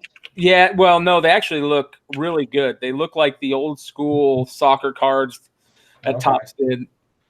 All right, so they don't look like the baseball ones at all. No. They look like old school soccer cards. So I picked up that set for $14. You can't go wrong. Basically free shipping. And then the baseball set that they're offering this week includes the Vlad Guerrero Jr. card. So I haven't seen a rookie in baseball be as highly touted as that guy has been in a while. I mean, Judge came up but he was, I mean, you didn't really know about him. Like Topps actually had an IG post about it on a promoted IG post, and they were going for like what, $40, $34.99 for a Guerrero Jr. No, is that what they're? No, they're like $8. Yeah, they're $7 a pop. Oh, okay. Yeah, I think I got 5 for $20. Yeah, they give you a discount if you buy multiples. Yeah. If you click on the right, that's the UEFA Topps Living Legends set there. The one thing to keep an eye on is they print these to demand. So however many people order them is what the print run's going to be. So if the print run is high, it's not going to be. That's right. Right. Yeah, let me go ahead and I'll screen share that real quick, and let's show you guys here. All right, let's see here. Because that's why the first couple living sets, the print runs are so low. That's why the cards are worth so much. Yeah. So here's the baseball card exchange ads on the side. We've talked about these guys; they're amazing. This is where I've gotten all my packs from that I've been opening. But here's the beautiful. I mean, that is such a beautiful card. I love the set, the card design and everything. It's the UEFA Champions League set, and it's based on the 77-78 Topps footballers design that they did, which they didn't. I think they only did 1 or 2 sets. I mean, football sets, if I remember correctly. But you know, for Messi being one of the first cards of the set, you can't go wrong in ordering that set. And then here is Messi. That is how he says it's Neanderthal Messi. Yeah. And then we got Lukaku. That's not a bad pickup either. I mean, Romelu Lukaku from Manchester United. That's not a bad pickup either. Yep. And then there's the third guy, this Weston McKennie. I don't know who Weston McKennie is, from Schalke. Yeah. I've never heard of him. So, but there's the Vlad Guerrero card also for their baseball set. I think it's got 1 more day left. So if you're hearing this now and you want to, pick that up, do it now. But yeah, definitely buy it now, because I mean, I don't know. I don't think they're going to be $100, but they'll probably be $15, $20, $30. Yeah. At a certain point. Yeah. Buy 5 or 6 of them, $20 or whatever you spend for 5 or 6 of them, put them in a box. That's a great $20, buy-in for something that could be. I mean, this guy went out there, I think on his first game, he got a hit. He got a double on his first plate appearance. And did he hit a home run in that first game? Yeah, I think so. So, I mean, this guy has, especially when it comes to Canadians, sports players, especially in baseball and hockey, obviously, but in baseball, you got a whole country rooting for this guy. I mean, it's not just one city, it's a whole country. So they're going wild for this kid up there, and it's fun to watch. So, like I said, I haven't seen any player, especially in baseball, be that highly touted. We've been talking about Vlad Guerrero Jr. for 3 years now, and he just got his first game this year. So perfect player to jump in on. I was talking to Ben for a little bit about getting back into the investment side of cards. You look at some of these players like what's the kid from Milwaukee, Yelich? Yeah, Christian Yelich. Him picking up one of his cards right now might be a decent idea. They're pretty high up there. Those Topps Chrome update cards Beautiful card. Trout. Yeah, Trout's just crazy. The judges are just crazy. But there's some cards out there like Devin Booker rookies. I think Devin Booker rookies right now are great buy-ins. You can get PSA 10s and some really nice sets for $30 or less. Mookie Betts. Who? Mookie Betts. Yeah, there's another guy.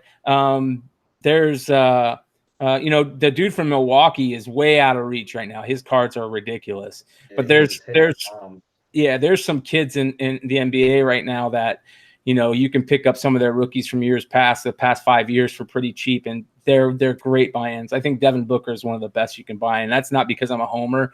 I haven't watched a basketball game in probably 10 years, but I think that's a player it's worth buying in on. And sorry to switch it from baseball to soccer again. 2018-19 Topps is coming up with that chrome refractor. Mm-hmm. And then they have a Neymar that's a green, that's a 99, I think, out of 99. That's probably going to be big money. Well, that 99 is not rare. No, is it? Well, there's a 250. I don't know that. I don't know who's going to be on that. There's a 101. There's 10s. Oh, the super refractor 101. Yeah. I don't know if this is. I don't know if it says who's going to be. There's the website on the bottom there. I don't know who's going to be the 101. No, it's the parallels they run. Oh, yeah, every player. Oh, okay, yeah. Some of those a 1 in 5, a 1 in 10, a 1 in 25. Yeah, Topps is doing really, really cool things right now. So Topps Chrome is awesome. It is. It's a great product. Beautiful cards. So, yep, right now is a decent time. But one last thing about all that. Dennis Hayes had brought up a question in the chat about where is a good place to go find some of these cards to be looking for if you've got monster boxes of commons sitting around. And a perfect example of why I bring that up is because you look at some of the cards that have been found recently that are getting good money for the amount of cards produced. That 92 hoops was the silver set, right? That Mark Jackson card with the Menendez brothers in there has taken on a life of its own.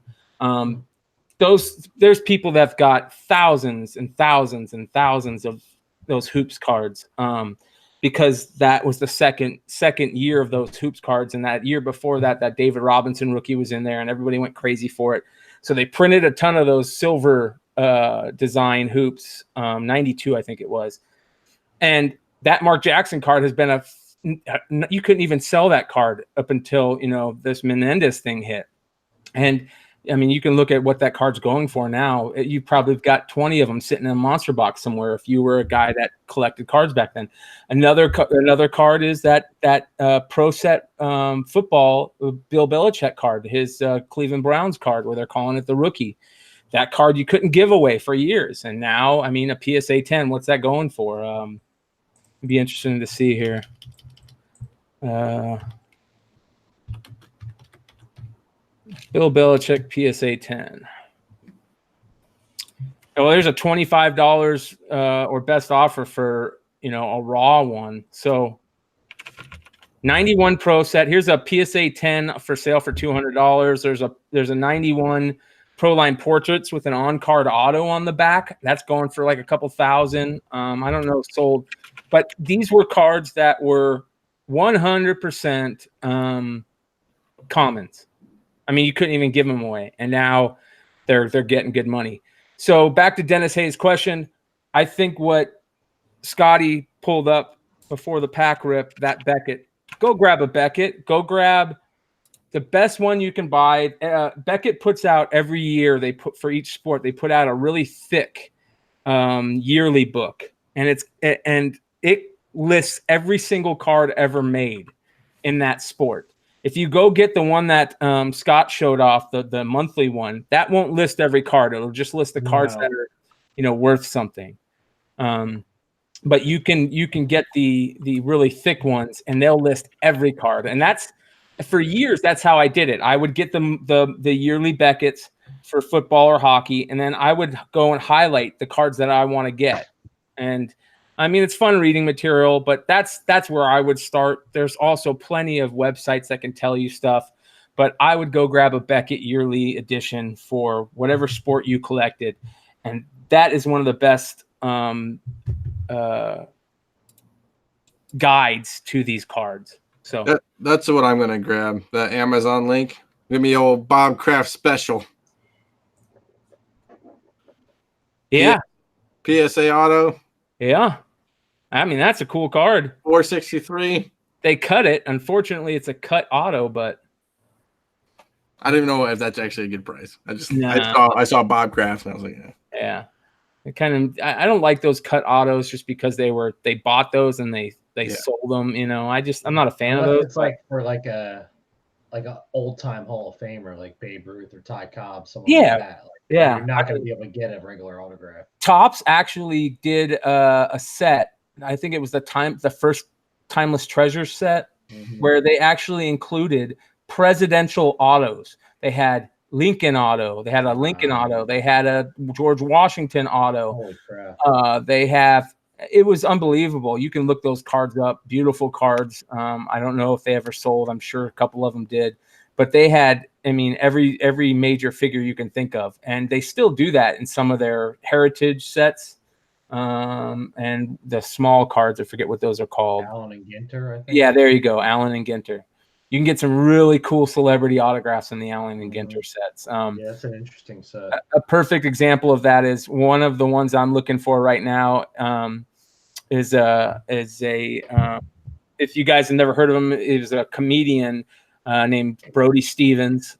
He pitched here locally for the ASU Sun Devils, and he actually unfortunately passed away this last year. And really, really cool guy, really funny comedian, and he's part of one of those year sets where he signed some cards, and that's the type of stuff I love finding. You never know who you're going to get, an autograph of from those guys. Cool. Nice. All right, boys. Good podcast. I think anybody else got anything before I kind of cut it? I think we're pretty good, right? Good to go. Okay. Boys, next week, Monday, comicbookinvest.com for all your speculation needs for comics. We got articles. Writer Wars coming soon. Yep. CBSI swag, right? All your swag apparel for comicbookinvest.com. Yeah, we're gonna have some updates coming probably in the next week or two, and some new stuff coming out. Yep. I like. We have a contest going on right now too. That's pretty sweet on the website. It's for a European LCCAF convention exclusive. So check that out. The cover looks pretty cool. I might enter myself. I don't know. We'll see. Cool. All right, boys. We'll see everybody next week. Thanks for listening. All right. Later. Later.